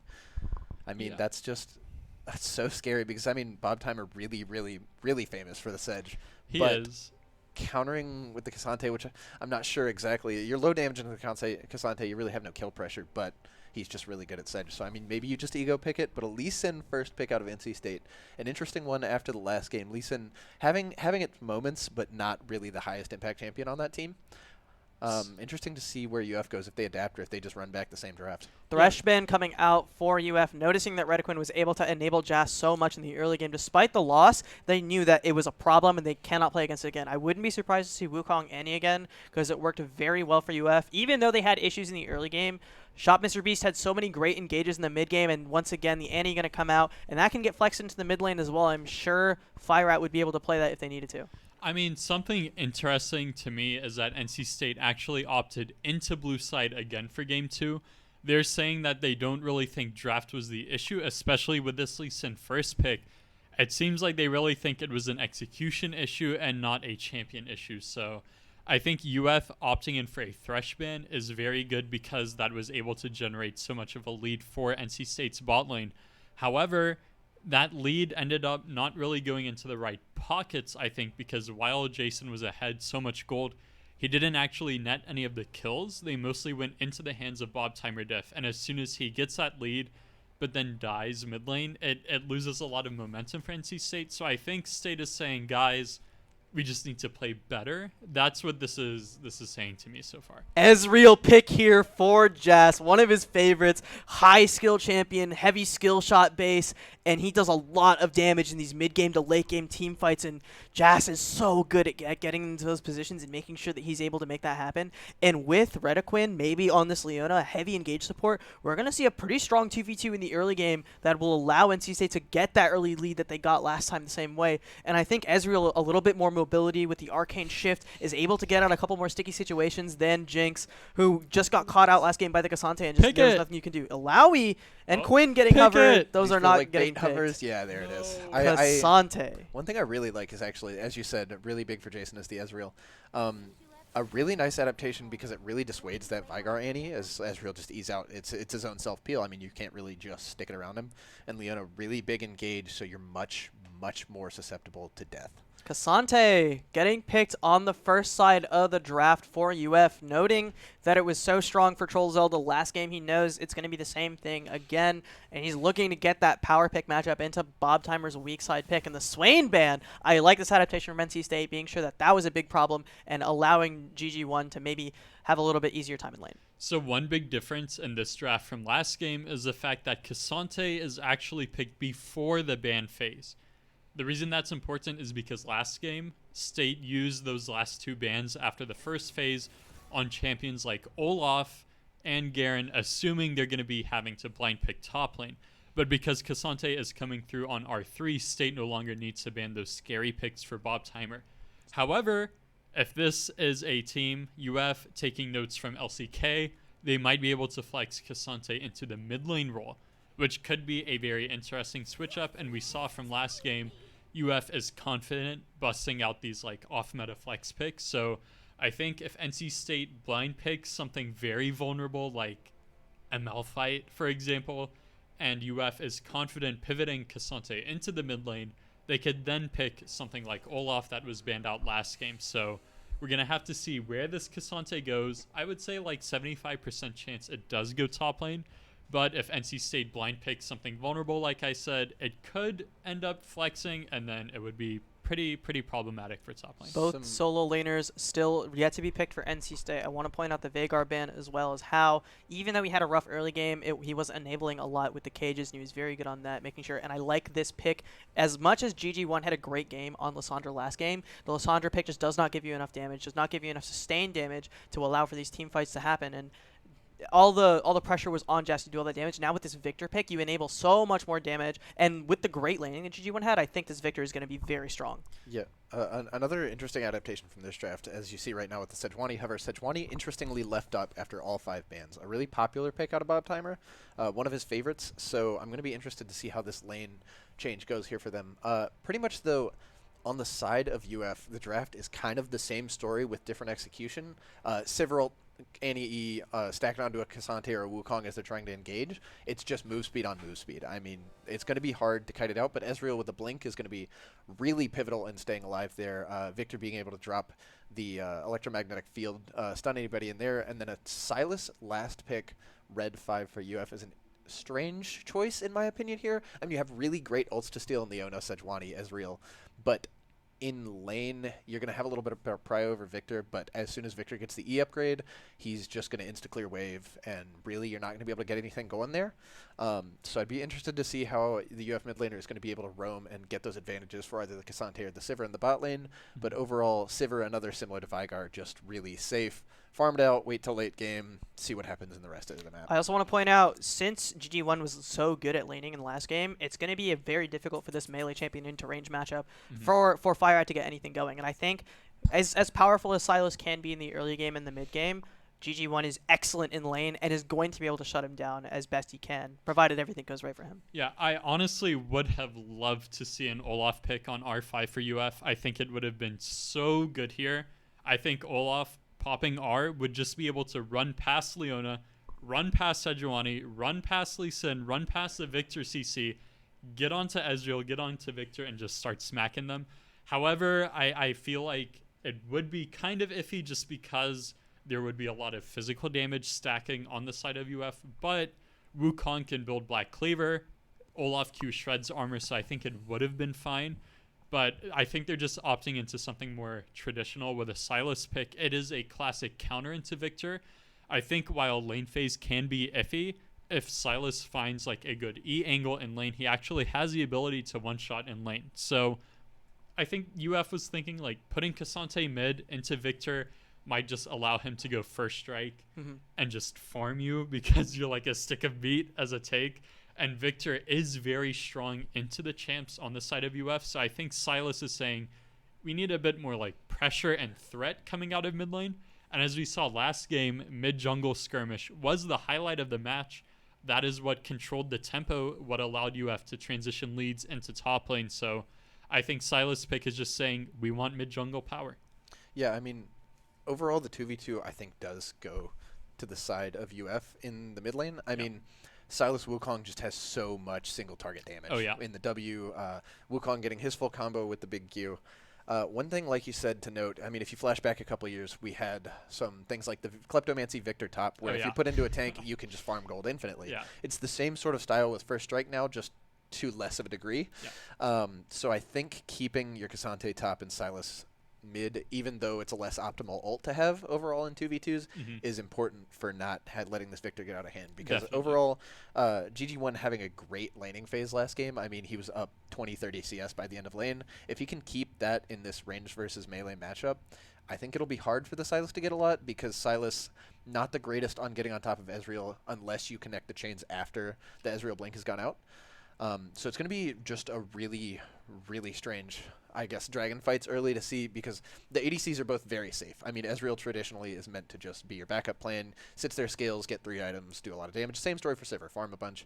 But those dragon fights early are going to come down to Victor matchup, Sylas having a lot of damage over the Victor early. So I wouldn't be surprised if UF takes the first 1 or 2 dragons and then it starts to swing back the way of NC State, but we'll have to see how it pans out. Something you said that I want to highlight is the ability to get onto Ezreal. I think something State struggled with last game was just being comfortable in a team fight and just being able to avoid damage from the side of UF. I think having a Victor and an Ezreal applies a lot more pressure and threat onto UF's front line than having a Jinx and a Lissandra, because Ezreal so much more slippery with the E. Victor has so much more like denial, while Lissandra has a lot of crowd control. She can't really use it until you're already on top of her, and by that time it's usually too late. But a Victor can put down the gravity field. He has his E to zone, he has his Chaos Storm to zone, so a lot more room, I think, for NC State this game in the team fight. Yeah, I mean, it's gonna be really. I mean, I don't want to say that it's going to be a repeat of last game when it comes to the laning, because although both bot lanes are really safe, you're going to have, I guess, a lot more pressure in the mid 1v1. So really, it seems like we may have a lot of mid 2v2 skirmishes, less so on the top side, as Bob Timer on his traditional, again on the Cassante, so they can at least go for the first 6 to 9 levels just hanging out. But if you get the Lee Sin and Wukong coming in for intervention in the mid lane, if either of those champions starts to get a kill or two into them, I think that those also begin to just naturally snowball their 1v1. So I think it's going to be important to see how the mid lane pans out very specifically. My eyes are on GG1 this game after having arguably a really great performance on Losandra last game, just set back by the limitations of the champion itself and by the team comp. I think if he's able to take the strengths that he had last game into this game, it's going to look very good for NC State, because that control mage is going to have so much damage. It's going to be able to just burn through the Wukong, burn through the Sylas, burn through the Sivir as well. And I like the change in team comp for NC State, and a very similar team comp to last game for the side of UF. I assume that they're going to be playing around Troll Zelda as well, because once again, Sejuani not exactly dominant in the lane. And while Bob Timer is very proficient on this champion, is very efficient on the Sejuani, this Cassante is just going to be a beast. And as much as he can get ahead, he's going to enable the rest of his team to get ahead as well. Yeah, and I mean, I think that's going to be super important for State as just top lane this game, not falling so far behind. Because, I mean, we were saying like gold leads, yeah, it's more important in bot lane, but magnitude is so important. If your Cassante is literally up 4,000, 5,000 gold, you go from a tank to like a Titan level threat. Like, you're literally unkillable. And Bob Timer was actually one of the first people who started playing Sejuani top before it started being adopted in professional play. I think it was him and Alorum who were the only two players in NA Challenger playing Sejuani top. So this is definitely like his most confident pick, and I really am looking forward to seeing him play this. I also want to point out that UF has banned Ornn in both games. Yep. If you call Sejuani Bob Timer's signature, the other signature pick is definitely Ornn. So that's going to be a scary, scary thing for UF to be going into. Mm-hmm. And I like the Ornn ban. I think Ornn definitely has a little bit more lane prowess than Sejuani does. Mm-hmm. So of the two comfort picks, you probably feel more comfortable putting the Cassante up against the Sejuani. Yeah. So the ban there is very smart. Mm-hmm. And I think that the Leona is also an interesting pick. I think as soon as they saw the Thresh hooks come out, they said, you know what, I don't want to play against this anymore. Let's make him hard commit to every single engage. And I think that's a good adaptation, even after they won the last game from UF. Yeah, I mean, Leona is an interesting pick. She has really fallen out of the meta. I think Leona is a champion that's kind of timeless. Like, I feel like every single season, she falls out of play in competitive, and then she comes back into play because she's always broken. Because every season they just reduce her Q cooldown by like half a second. As we see already, Firat is able to find a very nice chain onto GG1 that allows him to get a very positive trade-in. As there is a freeze from the client, I believe, because both of our... Oh, there we go. We're back. April Fools from Riot. You know? You go. One nice thing there is that Victor starting Q, so not taking quite as much damage as he normally would from the Sylas there. Overall, the adaptation of going Sivir on Red 5 there, or Red 4 there after seeing the Leona is really important. Having both Cleanse and the Spell Shield, you can just stop the Leona ult from range. And that's going to be really hard to get onto that Sivir and kill, as Leona is going to be the primary engage here minus the Sejuani ult, but you have to weed the Sejuani ult past the front line. Tables have turned for the UF bot lane. As you can see, they're instantly getting this lane priority, a complete opposite of what we saw from game 1. And this is going to be a lot more difficult for Jazz to get that prio without a Thresh in his lane. Leona hard committing every single time she engages, so it's really difficult for them to make anything happen without maybe trading out some lives, and I don't think NC State wants to do that right now. Yeah, and I mean, this is just a classic. If you've ever played bot lane and you have a Leona on your team and they have a range support, you're just like, okay, I guess we're level having one. fun. Yeah, no, I know, like, the way this is coming into me, I'm not even going to bother trying to trade, so State is well aware of that fact, and they are fine just letting the wave come into them. They know once Leona gets some levels, she will be able to actually threaten the Annie by, going in with the Zenith Blade and queuing and stunning and everything. But for now, State is just letting the wave come into them. But they are, I think, actually up a bit of CS. Firat going real aggressive in this mid lane, attempting to trade with GG1, but the trade's coming back out from the Victor. TrollZelda and Bobtime are playing a similar song as they're looking to trade back on each other with the grasp and just hit each other with their wet noodles as the early game tanks, just attempting to get that gold up, get that lead up, and neither of them really giving an inch. Yeah, I mean, tying personal into it, from personal time putting in on Silas and everything, you kind of just naturally win a lot early until Victor gets a lot more AP, points into his E. You tend to win the trades just strictly off of your W heal because Victor is all in on the immediate hit, and then until he has CDR, it's just that immediate proc. I mean, other than that, a little bit of a scuff on the top lane, but it's hard to really say that these are going to end in anything, as it's those two wet noodles at the moment just slapping each other over and over, getting grass procs.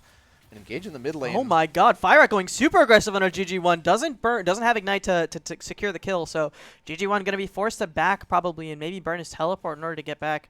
But really, really nicely done from Firat to get a little bit of a really solid trade onto this Victor. Yeah, I mean, like we were saying, Ooh, nice little engage onto Shop Mr. Beast in the bot lane, and the E forward from Jas. The Q's going to go wide, and How going to get a little bit more of a trade back onto Jas. And nothing gained, nothing lost for both teams, as we're going to go back into even once again. Yeah, and GG1 is saying, okay, I'm just going to go tier in boots. I don't think I'm ever killing this guy with the D shield. I'm just going to scale. So a lot of scaling coming through from both teams. As TrollZelda DC'd again. Yeah, I believe showing from the beginning having a few technical difficulties on the side of UCF. That's what's causing these repeated pauses. Looks like he made it back in and everything fine, but hoping that those can start to remedy soon. One note of this, another client freeze. I mean, happy Thanks, Riot. everybody. One interesting thing, and I mean it's small, but it matters into this safe ADC versus safe ADC matchup. If you notice, Ezreal's already burned all 3 of his actual health pots, so he's just working with biscuits at this point, and with no enchanter or shield from anywhere from his support, it's going to be really easy to get hit by either an anti-stun or just a stray Sivir Q and take a lot of damage. Yeah, and until he gets that tier, he also has some mana issues, but he is running Biscuit Delivery, so he'll be able to get mana back. But I think once he gets tier and Sheen, he'll be able to just safely press Q from a distance. That's a power of Ezreal. It's so hard for you to die in lane and give up a lead in lane because you're so safe. Like, you have the highest range in bot lane, just pressing Q from wherever you are. As we see, top lane is pretty much dead even, but Bobtimer Diff is looking for a lane gank, but he's probably just hovering the wave crash. We see him recalling in the bush. This is a classic play from a jungler. If you know you're not really going to be able to make a kill happen, but your laner is scared of getting ganked while they're pushing their wave out, you just sit in the bush and you recall, and you cancel it over and over until the wave actually gets in. So I don't think he got seen, but TrollZelda definitely sniffing him out a little bit, expecting the Lee Sin to be there. He's not going to go too aggressive. He's going to let the wave crash, and that's going to be a back for Bobtimer. As the engage onto Shop Mr. Beast, a lot of damage going down from Jas, and that's going to be first blood going to the NC State bot lane once again. Beautifully done from the 2v2, and that's no jungler, no help from anyone. That's just a pure outplay from the bot lane of NC State. I mean, almost not getting anything out of it. The anti-W stun was really important. They're hitting both members of NC State bot lane, stopping any continuous damage, but Jas with the flash forward after getting his W set onto him with the auto just takes it right at the end. I think Shot Mr. Beast was not expecting for that to kill, but I think because Jas is running Conquer, he was able to hit for a bit before that all-in actually happened. So he had some stacks already going, and so when he actually W'd and autoed, just one-shot him, I think if he healed, he probably would have lived. I think so too. But he at least would have maybe gotten Jas's heal out of the way because he would have had to run into more. But fight in the top lane, Bobtimer can just Q away. He has a stun. Flash forward from TrollZelda, and he's going to get the solo kill. Beautifully done from this Cassante, and this is really starting to become a problem for NC State as Bobtimer is getting not Bobtimer diffed. Yeah, I mean, as a Sedge top, you like to run TP Ignite, but this is the danger is if you use your Q out and you don't actually have mana for ult like Bobtimer did there, you're kind of just walking away, and TrollZelda is running Flash, so he's really easily able to catch Bobtimer. I think if he had mana for the Glacial Prison, he would have been able to walk away, but no mana, he had no boots, and Troll Zelda is a Cassante that is in all out, has the E cooldown on a very short timer, has flash, so it's so hard to escape. And now Bob Timer, wave is pretty precarious. He has ult, but again, he's running Ignite. He has no flash, so if Reaper wants to look for a top play, he can, but it seems like they're going to choose to use this pressure to take Herald instead. I almost think it's pointless for Reaper to try to make anything more happen top lane because Cassante is already so much stronger than Sejuani at this point in the game, and he can definitely choose to try to help out this bot lane, which is struggling a little bit, as we see a CS lead already coming in for Jas and a kill ahead for NC State, and now the kill is on Jas this time. The gold is going into the Ezreal's pocket, so that's got to feel good, and Bob Timer looking for Reaper in the jungle a little bit, Jas getting traded out a little bit by both How and Shock Mr. Beast, but nothing gained, nothing lost once again, as both teams gonna throw a punch at each other and then right back off. Yeah, I mean, speaking of CS leads, we talked about it a lot in this range versus melee matchup mid. The Victor already going up 13 CS, pushing 15 probably after this wave, is just kind of naturally gaining more gold, more items, more AP. So he's just going to start to win that matchup as the levels go down. As he gets more farm, gets his E leveled up. So I think that's something really important to note, is that there isn't any like falter in lane after that early really bad trade. But I really love this decision from NC State to stabilize the map. You have a bot lane lead already, and you know your Ezreal is more than happy to just scale up in this game. What your issue was last game was topside, losing control of Herald, losing top lane plates, losing mid jungle skirmish. Because of that, Red Queen says, okay guys, I have an Ezreal 80 carry. There is no way he will ever die to Sivir Annie. I'm going to reset. I'm going to walk up to this Herald and create a numbers advantage on the top side and secure this objective. Because of that, NC State is able to deny Herald from the side of UF, but I think UF was posturing for it. We saw Reaper walking in and trying to control vision as another all-in or all-out. Bob Timer's going to take a lot of damage, but a lot of damage traded back on our Troll Zelda as well. Really nicely done from the Sej to make it happen and not get solo killed this time. And now Redequin back in the bot lane looking for the engage onto Hal, but look how far behind Jas is. But Bob Timer Diff shows up, gets the Q, and that's going to be 2 kills going to the side of NC State. Both of them going, and the flash as well. That is so unfortunate for the side of UF. 2 kills going to the side of NC State. 1 to Jas and 1 to Bob Timer Diff. That has to feel good after the rough early game that Bob Timer Diff had last game. And Bob Timer Diff has a Herald. He's just going to drop it, and that's going to be more gold. I'm not sure if Ezreal actually got the gold. He might have if he autoed the tower, but no matter what, that's a very amazing play from NC State to make. That Q from Bob Timer Diff was pixel perfect to actually go behind Shot Mr. Beast and land onto Hal, who had flash. Again, another time UF bot laner has died with a summoner spell up. I think they're just not ready for these plays from NC State. Yeah, I mean, Sivir not quite respecting the slow on the Leona ult itself. I mean, she still tanked the outer ring of the Leona ult and slowed down enough to get hit by the Lee Sin Q. I mean, Bob Timer Diff being there was completely pivotal. I don't think if that Q doesn't connect, there's any world where they kill that Sivir there. Definitely. And then after that, of course, cascades into getting the Annie kill. She burns flash trying to get a kill onto the Ezreal as a trade, but ends up going well for Jas down bot, getting, as we see, 2 of the kills now. I mean, so much gold being thrown there. He's going to be really ahead. Having an Essence Reaver already means most short trades are just going to be immediately won by that. A bit of second verse, same as the first, as the bot lane gets ahead for NC State once again, but this time we see the gold is directly onto Jas. No kills going to Redequin, only 1 going to the side of Bob Timer Diff, and that's what they want to see out of this hyper carry from Jas, who has been unbelievable the entire CLoL season, has an incredible KDA, and has just been so good on these hyper carries. And this Ezreal is no exception to that. And this is exactly how NC State wants to start their early game. And Bob Timer, while he has gotten solo killed once, is staying alive and is looking for something on a fire out. Will find the engage. The Q lands, and the stun looking for something. Redequin with the ult as well. Beautiful CC chain, and that's going to be GG1 getting another kill. 4-1 for NC State, and that's going to be a 2K gold lead. NC State starting off this game much even better than they did last game. Yeah, I was almost worried there that the CC kind of got stacked a little too hard there with the Leona ult and the Sejuani ult stacking together, but it still works out as Lee Sin Q connects. You see the Gourd Ranker drop down at the end, and the Victor combo with ult and everything being an interrupt, not allowing the Silas to get any E, anything to survive off. So really just a great play out NC State. I mean, that's just mid lane classic, you know, play safe mid. You know, oh, there are 4 people in my lane. What happened?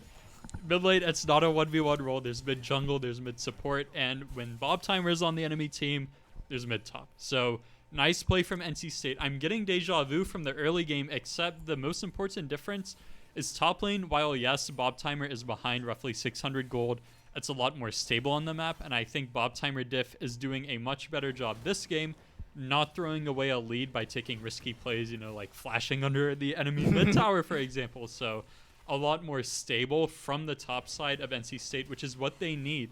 If your bot side is this ahead, we see 1,400 gold lead already for the Ezreal. You just need to be stable. You don't need to go for flip plays. You don't need to do anything crazy. Just let Jason carry. Yeah, I mean, Bob Timer really knows his role here, being the weak side as he's used to, just soak as much pressure as you can, getting, bullied by the Cassante constantly, but possible solo kill, but Q's out right at the end. It's a flash in. Flash burn for Troll Zelda is going to make it happen. Gets a solo kill. Really nice from him. And you can tell that Troll Zelda is doing everything he possibly can to try to keep his team in this game as his bot lane is running away with it. And that Cassante is kind of the only thing keeping UF in this game right now. As we saw it, it was the catalyst for their win last game. And once again, they're looking to play through this top lane tank, through this Titan, who's going to be able to run at your team and maybe threaten this Ezreal, threaten this Victor a little bit. But a little bit safer is Jas on this Ezreal than he was on the Jinx, so this is going to be a lot harder of a game for Troll Zelda than it was last game. Yeah, Troll Zelda knows Cassante. You can see it so clearly in the way he's comboing his abilities. A lot of tank champs aren't really that difficult to combo on, but Riot said they want Cassante to be skill expressive, and Troll Zelda is really showing skill expression as Reaper. He knows 20 seconds, plates are going down, I'm just going to hop in, smack the tower once, make sure we get that plate. I like it from him. Might as well, secure that gold. But yeah, Troll Zelda is playing amazing on this Cassante. Both of these kills have been solo. His entire team, 0 KP. They're just behind. They're struggling against NC State. But he says, guys, it's fine. Let me carry. As Bob Timer Diff is kicking, but the rest of NC State is really far away. Virat is going to push back Bob Timer Diff with the stolen Lee Sin-ult, and that's just going to be a play gone, and Jason's going to get caught as well. Redequin forced to pop the Solar Eclipse, but nothing's going to happen. That's 2 kills to the side of UF as Bob Timer Diff not able to make it happen. And what a great little steal from Virat to keep Bob Timer Diff from being able to do anything. Yeah, I mean, really confused as to why Bob Timer Diff took that. I mean, that is some Lee syndrome showing there. It's going to be hard to get that kill on Silas there because W heal whenever you're low health is going to be so high. I mean, they may not have had full vision or full info on who all was around there for that play, and he was expecting to be safe with his team being there. But another fight in the top side, but I think overall popping Cassante ult a little early, yeah. Bob Timer doing a lot more damage in this last one, but he's going to go down once again as the Glacial Prison goes wide. Troll Zelda with a 3rd solo kill, and this Cassante becoming a problem and a kill lead out of nowhere for UF. I mean, I think it was a bit of a caster curse or something because we were saying, like, Bob Timer Diff just needs to not go for flip plays, but I feel like that mid lane play was kind of flip. I feel like maybe NC State, they were saying, guys, let's look for a play mid. I have kick, I have flash, let's do this. But everyone from NC State was way too far away to capitalize on that play. Leona wasn't in range of the Solar Eclipse. Ezreal was not in range. Even with his Arcane Shift, he couldn't find the Q. So I don't know. Burning the Arcane Shift as well made sure he was just dead. He doesn't have flash up, doesn't have heal up. You can't do anything there. The flash actually was expended right at the end of the Arcane Shift there. So I mean, it went through, but the Wukong Q was already channeled with the auto, and it got the kill there. So I think that timing as well means that you're maximizing the amount of time the flash is down for this Ezreal. One thing to look at that I'd like to see how it goes continuing is that Wukong has a lot of the gold when it comes to the damage threats now, with 2 of the kills being on that. So I'd like to see if he can really continue to pressure that, because the Divine Sunder is going to be able to do actually a pretty big chunk of damage into the Bruisers, being the top jungle of NC State. The other ones just being, natural scene damage, not getting the bonus max health damage from Divine Sunder. But I'd really like to see Reaper keep going for these aggressive plays like this that we've seen. Yeah, and Wukong is a champion that just thematically counters ADCs. He has passively stacking armor. His W and E give him so much mobility to get on top of you, and then the Cyclone knockup is so annoying in a team fight. And once again, we're seeing pretty much an identical game to last game where NC State, they get the first dragon, but then they say, second one, not contestable. Let's go top, let's get waves, let's push mid, maybe look for a play. But I don't know, it's a bit problematic for the side of NC State that they're not able to just play stable through the early mid game and not throw away the lead that they're gathering. I think it's really important that they just play safe here, that they don't need to make a play right now. They Yep. still have a 2K gold lead. They still have a very solid lead on Jazz. This Ezreal is going to be scaling up so hard. I like this play here from Redequin Yeah, as he's just going to beautiful. take out Shop Mr. Beast and another kill on a Jazz. That has to feel a lot better. GG1 looking to find something, or Fireat and Reaper going in onto GG1, and the flash is expended, but he's going to go down as so much damage coming out from this Wukong and Sylas, and holy cow, that is just a pick. 2 for 1, or 1 for 1 across the map as GG1 goes down, as does Shot Mr. Beast. And Jask looking for some damage onto this turret as Redequin can help him out as well. A lot of damage onto How as well, as that's going to be a kill for Jask, a solo kill, as Bob Tamerdiv comes in to save it, but nothing more. That's just Jask being Jask. Yeah, I mean, really smart play out of the Ezreal there. If he tries to interrupt and throw Qs instead of just autoing the Sivir with the spell shield up, he's just going to miss on free damage and end up dying there. But really smart because, I mean, a lot of Ezreals will just sit and try to poke max range when in reality you have really high burst damage with your WE forward, get an auto off with the Sheen proc, you can get really high burst. And then as for the bot skirmish, I mean, Victor is really, really susceptible to high mobility champions. Your only defensive tool really is the W being a stun after about a half second to a second period.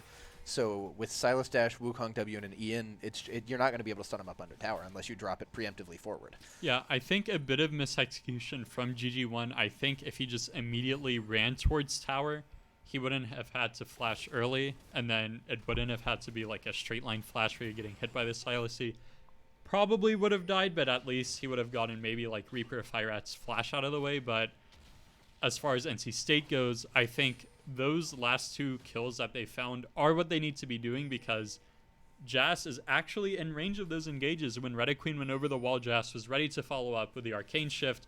He didn't have to use Flash to get into a range of dealing damage. And again, like you said, finding the kill onto Sivir, he knows with just auto attacks he can kill her, as the Flash from Troll Zelda is a bit troll. A little. But he finds the all out, but now he's really vulnerable. He has no Flash, no mobility. Bob So TP. much damage coming out from GG1, but it's not enough. It's a shutdown as to Jas. the True Shot Barrage takes out one, and that's Reaper on low HP. I wonder if Bob Timer is going to be able to secure this. Damage does come out from Reaper, and Bob Timer goes pretty low, but Jas is here to clean it up, and look at how low this Wukong is. He's not going to be able to find anything, I don't think. Yeah, I mean, I feel like you can literally hear Jason right now say, "Give me every kill." That True Shot Barrage from mid lane actually guaranteed him a 600 gold total bounty from the Cassante, which is huge. And again, finds a kill on the Wukong. His Bob Timer diff should be fine to just walk away, but the mid tower will Oh, fall. is he fine? Tibbers is going to run forward, and Bob Timer diff has gone very low, but nothing else is going to be gained as Redequin throws out the Jas Zenith. is coming mid. Oh, this is something. This could be definitely something. Yeah, red buff on Ezreal right now means any auto attack that connects. Oh, and the Zenith connects as Nice. well. So nicely done from the bot lane of NC State. And Jason is starting to take over this game. 7-1-1 on this Ezreal, 220 CS. This is what we want to see out of their hyper carry. Yeah, I mean, Jas is saying, you know, give me Ezreal, give me something more flexible, more mobile. Let me make plays, and just don't do anything without me there. We see NC State. It feels like if Jas is within 2 screens of the play, they can't really lose it because he's so ahead. Contrast that to last game. They're looking for mid plays under mid tower, and it's just too far. You know, you don't have that power to kill Swain. Contrast that to this game. You have a 2-item Ezreal, 3-item now with the Grudge. He is so strong. I don't think I've ever seen an Ezreal have this much power at 20 minutes in. He will be a monster. Troll Zelda will get one shot this game. It's just not even close. He has a Grudge. His Roman is about Oh to... my Wait, god, look at this damage. Yep.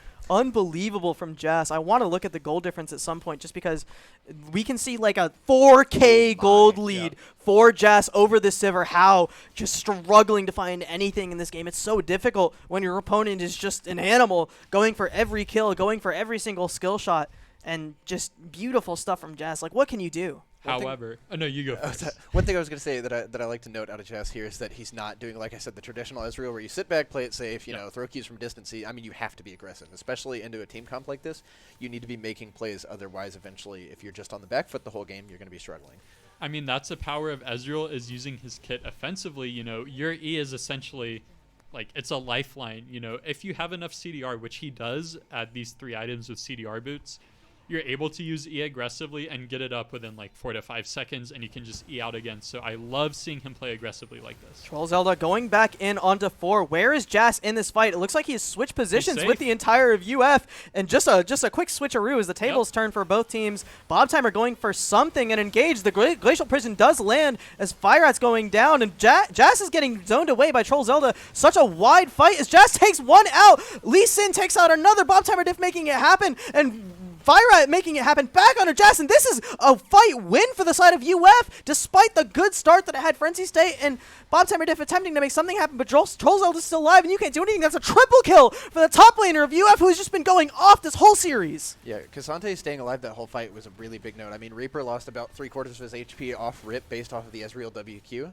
and then the fact that Cassante was able to just keep hitting the Ezreal, not be interfered with, since the fight was so split. You saw Bob Timer Diff all the way deep going on Howe, seeing if he could get a kill on the side, which he did end up doing, but I mean, his kick couldn't be used for peel, couldn't be used to kick that Cassante off, keep the range advantage for the Ezreal. I feel like there's an issue with like team fight discipline going on right now, because we saw the initial look from UF completely failed. You know, your Wukong went in, he used Cyclone, and Jas was able to completely avoid all of that damage by using Arcane Shift to escape to Tribush. Cyclone is down, you have a Victor, you have an Ezreal, let them come into you. As soon as you engage further onto them, you leave your backline exposed. Even though Jas is playing Ezreal, if Troll Zelda is allowed to, you know, wrap behind him as we saw in that fight, he just walked around. Jas had to use Flash to escape. And it's not worth it for NC State to overcommit running in. Their champions excel at punish the enemy team coming into you. But as soon as Bob Timer Queen ran in, Bob Timer Diff also went in, Jas is kind of exposed and on his own in the backline. And while he is Ezreal, he is mobile. He needs bodies in front of him, and NC State really needs to learn, like, guys, we have the range advantage. We have poke advantage. Our Ezreal is huge. Play around him. Let them come into us. Yeah, although Bob Timer playing a tank, Sejuani traditionally very tanky with her passive, is still so behind that he's going to be really squishy. I mean, right now, not even looking towards a Mythic, going for the tier item second, means that until he has that, he's still going to be really easy to, beat out damage to. Sunder, since most of his tank stat is based off health right now, is going to be able to eat a lot of that.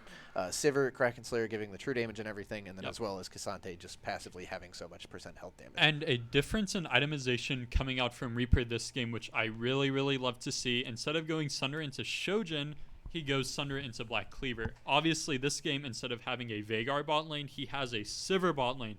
Because of this, he recognizes building Black Cleaver Armor Shred will give him a lot more value in a team fight. Last game, he was kind of like the sole physical damage threat on the side of UF, so building into raw AD allows him to just one-shot enemy champions. But now this game, he can be like sort of a utility for his team because he has a Sivir on his side. So I'm really liking the itemization adaptation from Reaper. I'm liking the way UF is playing this team fight. Troll Zelda is just playing beautifully on Cassante. This is similar to last game, as Troll Zelda definitely starting to take things over just like he did last game. But 8 kills on this Ezreal. If they do manage to adjust their team fight, I think NC State will still win a front to back just because this Ezreal is so big and so strong and will be able to melt through Troll Zelda if he has someone peeling for him. We just need to see Redequin and Bob Timer probably just stick to Jason like glue, make sure nothing is touching him, no one's bullying him, and he's going to be able to absolutely melt through all these tanks. Yeah, I mean, there's just such a range advantage. I know I keep saying it, but it is literally the name of the game for NC State's team comp. When you pick a champ like Victor, it is the control mage class. Like, there is a class of champions like Victor, Orianna. They excel in controlling zones, and especially if you have setup in the river, that's like your territory, you know, that's your land. As soon as you exit the river... Oh, Bob Timer Diff is in a scary spot. An engage onto Redequin as Silas goes in. Fire looking for some damage. Again, look at them running in. Like, look at the damage coming out from Jas as well. On the hunt popped, and Reaper looking for Bob Timer, but he's alone, so I don't think he's going to be looking for much more than just a Q and run away. Yeah, I mean, they can't just run face first at the Ezreal until you get some sort of point-and-click CC like the Cassante ult or the Wukong ult on top of the Ezreal. He's just going to keep walking away from you, hitting every Q, and those Qs, whenever it hits a champion like Sivir, like Silas, like Wukong, is going to do incredible amounts of damage. I mean, as we saw, 3 Qs connect there, Sivir's put on about 100 HP. Yeah, I mean, we see him with this Sheralda's Grudge. It's able to provide utility, especially if he keeps getting handed these red buffs. There are 2 slows stacking on top of each other that it's just going to make it difficult. Like, we saw Firad go over the wall, and he almost got one shot trying to go onto Red Queen. So, again, just NC State, hold your ground, try and get set up in the river. It's going to be so hard for UF to walk into you. Reaper engaging on a Bob Timer a little bit, popping the Cyclone out as well. And look at how split this team is. Going deep onto Retiquin, and Bob Timer just going to escape through the top side, and that's a lot of cooldowns burned. NC State got to feel pretty happy about Yeah, that. I mean, Cyclone down there is really big. I mean, that's going to be a lot of the engage, minus, of course, Tibber stun, Cassante being able to, like, flash ult one of the carries. That's going to be the major engage for them. Looking towards it, it's just going to be a bit of a lull now. Both teams going back to farm jungles, slowing it down. But the Ezreal still, I mean, you just have to pay attention to Jazz this game. I mean, a lot of it needs to be those Qs need to connect, and then that's going to be all of your fights. 5K gold lead for Jess against the Sivir has to feel like 60. I think that's 70 or something CS as well. Yep. This is just crazy lead. All of their gold, like the gold is even across the teams.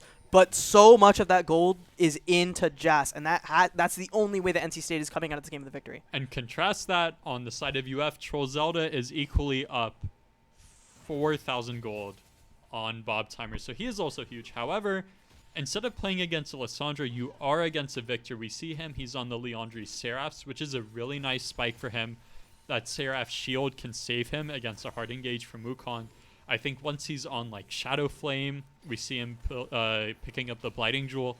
As soon as he finishes like a Magic Pen item, Cassante's Fawn is going to provide a lot of value, but he is going to feel more pressure than he did last game.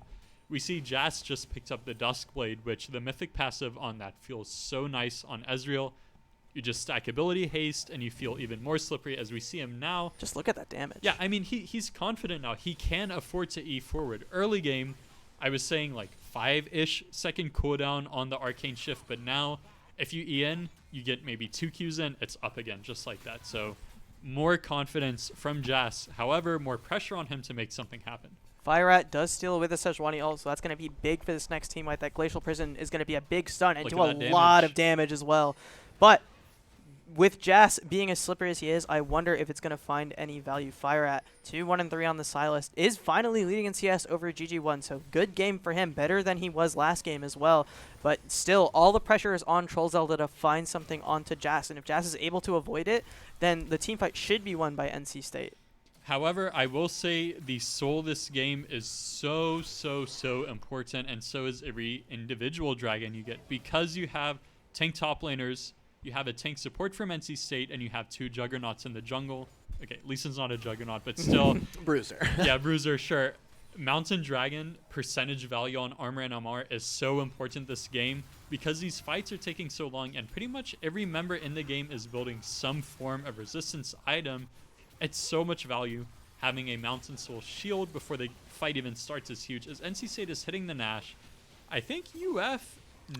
I really like this play because you saw Silas trading with the Sejuani bot lane, both having TP, but then they know at least an so much damage. Yeah, just a free Baron. UF clearly only the Cassante had sort of an inkling that it was going on. Wukong still bot towards the dragon, but I mean that immediate gold swing is going to put a lot of pressure onto UF. That is a beautiful map play from NC State. Is they're going to look for something on a Troll Zelda, forced to disengage, but Nash alive on 5 players is going to allow NC State to get a lot of map pressure. The dragon does go towards UF, and that's going to feel very good on this Cassante, but the Nash is probably a bit bigger of an objective, and now on the hunt getting popped, they're looking for any engage to try to get some of these Baron buffs off, but no dice so far. Q does land on a Bob Timer, and he's going to go down. So much damage as the True Shot Barrage catches a couple of them, but nothing more to be found. The Nash going to the buff going off of Bob Timer cannot feel good as well, as now NC State is forced to disengage as UF takes their kill and backs off. That's 1 Baron buff off of the top laner. Yeah, pick on Bob Timer really important there. That's going to be their highest range engage, connecting the Sejuani ult at range. So if that connects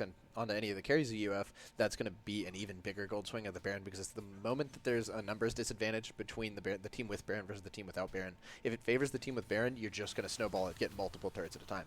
Now that you're on the back foot waiting on Bob Timer to spawn, that eats 30 to 40 seconds off of your Baron timer. Exactly. I was about to say that trading Nash for Dragon is objectively good. However, Nash is temporary, Dragon is forever, put it on a t-shirt.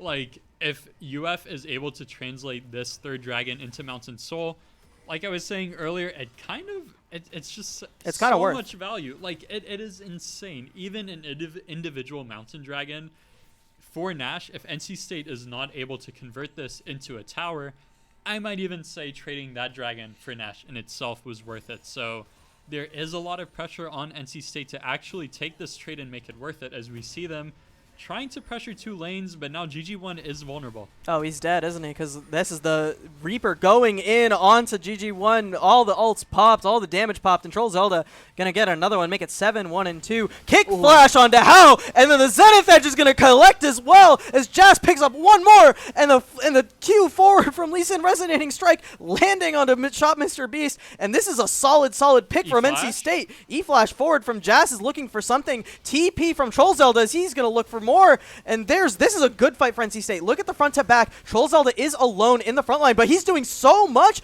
droning away so many members, and Jazz is unable to free hit. And now Firerat going to make himself known as Bob Timer Diff goes down as well. True Shot Barrage connecting, and look at how much damage is getting done. The Troll Zelda going to take down Jazz, and he's still unkillable. It's just Bob Timer alive versus 3, and now Bob Timer and Retiquin alone, and nothing's going to be able to kill this Cassante. It's just been unstoppable. UF, I think that is a solid trade for UF. It is, yeah. An incredible trade for UF overall. I mean, Ezreal, with this itemization, opting into more lethality than your traditional sort of tank shred, things like Bork, which is less common now, but still an option, means that Cassante is just not going to die very easily. Victor, heavy in the burst damage, although itemizing into Leandries to be able to hit, I guess, more often, get the burn damage onto that high health character, still just going to be really hard, because like we see, Frozen Heart is a really high armor per gold item that you see, so the lethality is just not going to be as effective. I mean, it was basically just a very extended 4v5 in a way, because we saw NC State, when you have Nash, you do want to be pushing 2 lanes at least. However, if you commit to 3 lanes at once in a 1-3-1, the classic way to counter that is just overload on one side of the map. So UF says, Bob Timer is catching bot wave, GG1 is trying to threaten our top outer tower, that is not allowed. Let's commit 2 members up there. We're going to get a pick on him, and then with numbers advantage on the map, translate that into a 4v5 situation mid lane. So I think NC State, again, they're getting punished for being too spread thin on the map and not opting into like standard traditional death ball plays. So I think 1-3-1, it left them vulnerable. Now Jason has no flash. GG1 has no flash. Bob Timer Diff, no flash. Retiqueen, no flash. And what is spawning? Mountain Soul for UF. So this is going to be really dicey for NC State. Weird position here for UF as they're stuck in NC State's jungle and a little bit split. You can see How and Shop Mr. Beast on the other side of the map from them. So this is a pretty solid position for NC State to start a team fight if they can find a pick. But Troll Zelda has just been unkillable. It feels like no damage is enough to take him out, and he's doing so much damage as well. This tank is doing more damage than he probably should. And Jazz looking for something on How. Look at this damage. Unbelievable. He should be dead. He's dead. One auto is going to take him out. And now it's a 4v5. And NC State has a bit of an advantage on the map. Troll Zelda looking for something onto Jazz and finds the engage, but now he's able to use the ult, get him away, but Jazz still alive looking for something, but Troll Zelda takes him out, and that's the AD carry dead. All the gold dead for NC State. It's on GG1. GG1 is the only one left alive who can do any damage, and Cassante is still alive. Firerat's going to go down to GG1, and this is still a 4v3 in favor of NC State. 2 picks going their way. Troll Zelda has already backed his reset, and now a bit of a lull as finally NC State able to make something happen positively. The question is, can NC State take this dragon before Troll Zelda makes it back? He has no teleport. He's trying to walk in, but again, Wukong is so low on health. It's going to be so hard to walk through Bob Timer here as the dragon is being taken, but Bob Timer is getting low. Oh, Bob Timer has no damage whatsoever. Has to pop the Ignite to do something. Just die for it. He has to die for it. Does the dragon go down? Oh no, it's so low. It's a flip, and Reaper's gonna make it happen. The Smite Steal secures Mountain Soul for UF. And what a play from the jungler, as that's gonna be a rough position for NC State to be in. Yeah, that's a really hard smite to win there from the Lee Sin, because with the Wukong being ahead there with the Divine Sunder, the Wukong Q with a Sheen proc is gonna outdamage Q1 from Lee Sin. Although Q2 is execute damage, I don't believe that he was able to get it off in the same time frame. Yeah. So ended up getting a really important Mountain Soul here for UF, because Ezreal is not going to be able to eat through this Cassante now easily. It was shown last fight. I mean, the Cassante on top of Jazz hitting Q after Q, and still Cassante living with about 100, 200 HP. The timer's not on the side of NC State as well, as Baron is going to go towards the side of UF, and you have to feel like with the Mountain Soul, with everything in favor, with the 9, 1, and 5 on Troll Zelda, this has to feel like a game 2 going towards UF as well. They've played so well in these fights, and it's just rough now for NC State, as GG1's going to get caught once again. Fire at confirming the kill. It's just rough for the Wolfpack. Yeah, and looking back at it, Bob Timer Diff actually did not have Smite for that Dragon contest, so it wasn't even a 50-50, it was like a 595. It's like impossible for him to win that Smite fight because he has no Smite.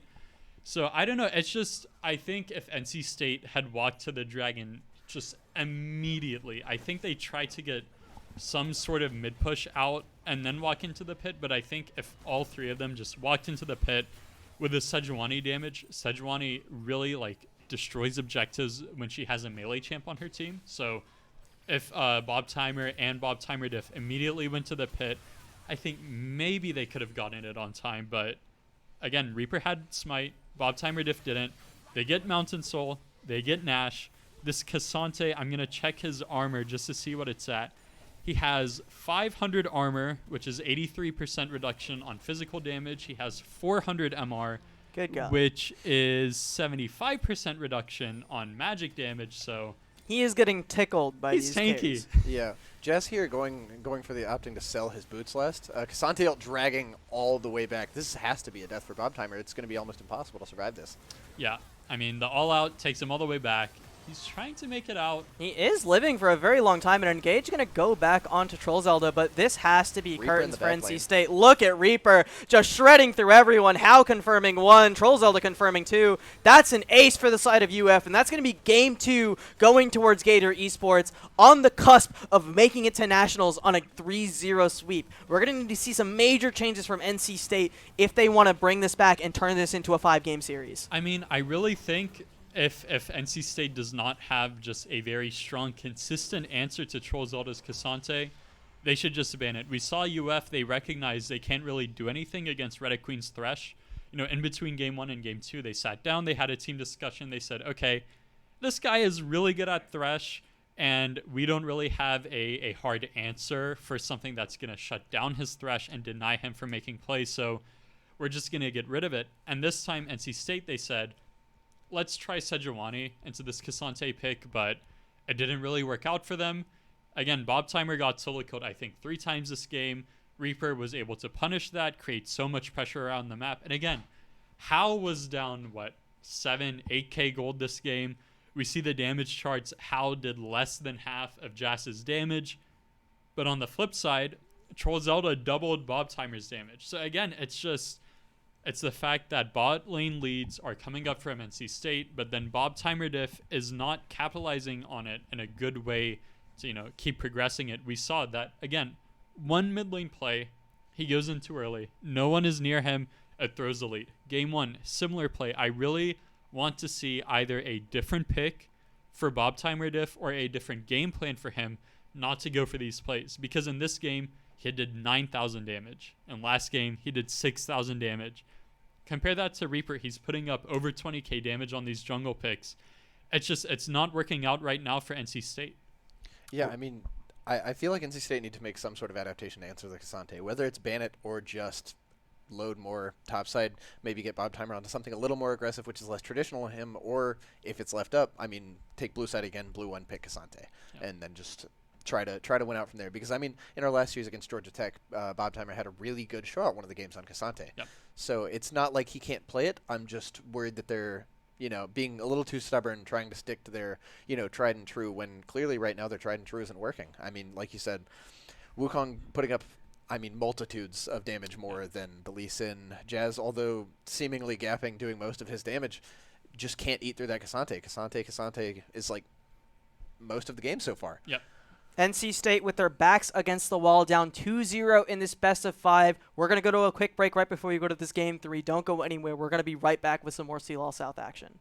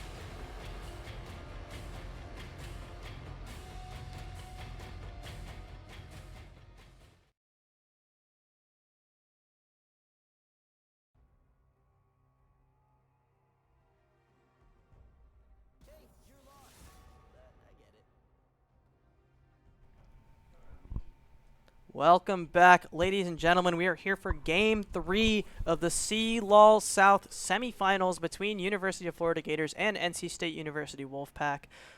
Game 2 was a little rough for NC State as well. We saw them come out to a pretty early lead based off of Jass's Ezreal, and he was looking very good on that pick. But all for naught as the Cassante of Troll Zelda made it happen once again, and a bit of a switch now. Troll Zelda and UF on the blue side, NC State on the red side. Same bans for NC State so far, but the Ezreal ban coming out from UF is interesting. Double ban targeting Jess here being the Akshan, and then the Ezreal from last game. The Ezreal putting in so much work, but like you said, unable to eat through that Cassante.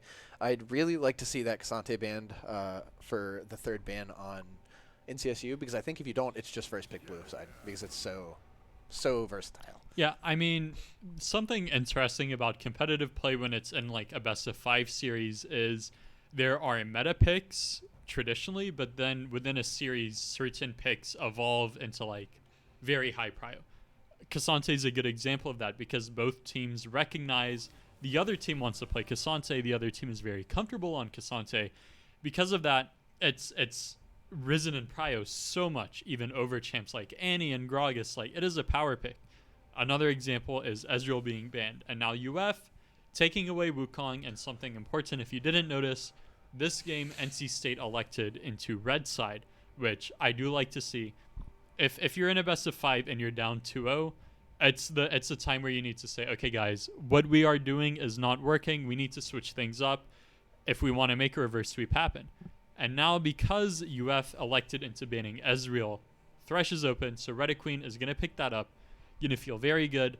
NC State might pick Jinx here. I could also see them picking a jungler, but I think it's most likely just Jinx. I think it would work best for them here.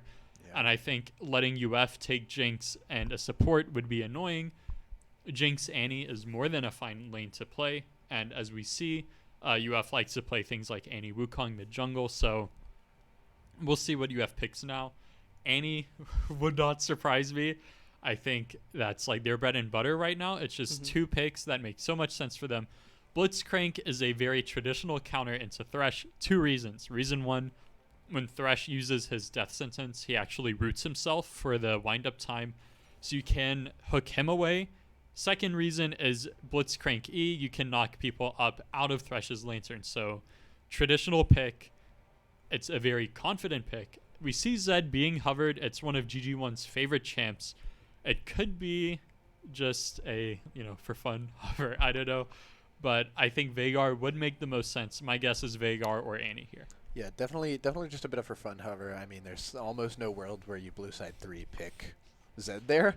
That would kind of be a strange pick. A little bit of a grief. But yeah, I mean, Veigar here, again, a flex mid and bot.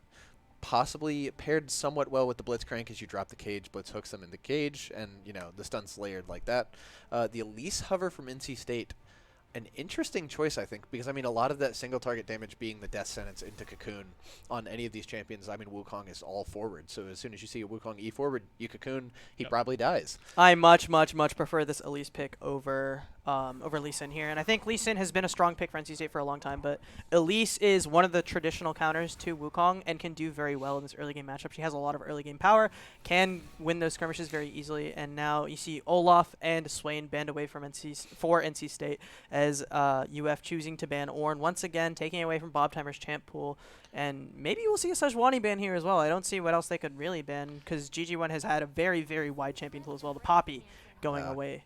I like the Poppy ban here because Poppy is an incredible counter into the Wukong. I mean, if you stick it top lane, you just have it hover on your Jinx hyper carry, and then Wukong can never engage. One thing, I mean, a callback to Swain being banned from that game 1 showing from University of Florida.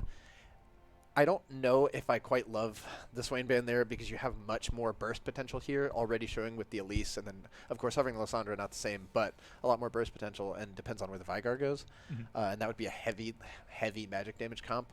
But I'm interested to see what these 2 swaps are on blue side here for UF. I think the thinking behind Swain is you want to save counterfic for top lane, and I think NC State is saying we want to pick Lysandra on R4 here, and they did not like playing Lysandra into Swain. So that's my guess on the Swain ban.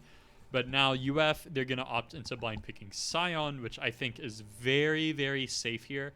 I will say, actually, no. Actually, I think UF's comp is amazing. I was going to say they're lacking magic damage, but then I saw Veigar. Yeah. Obviously, they're not lacking magic damage.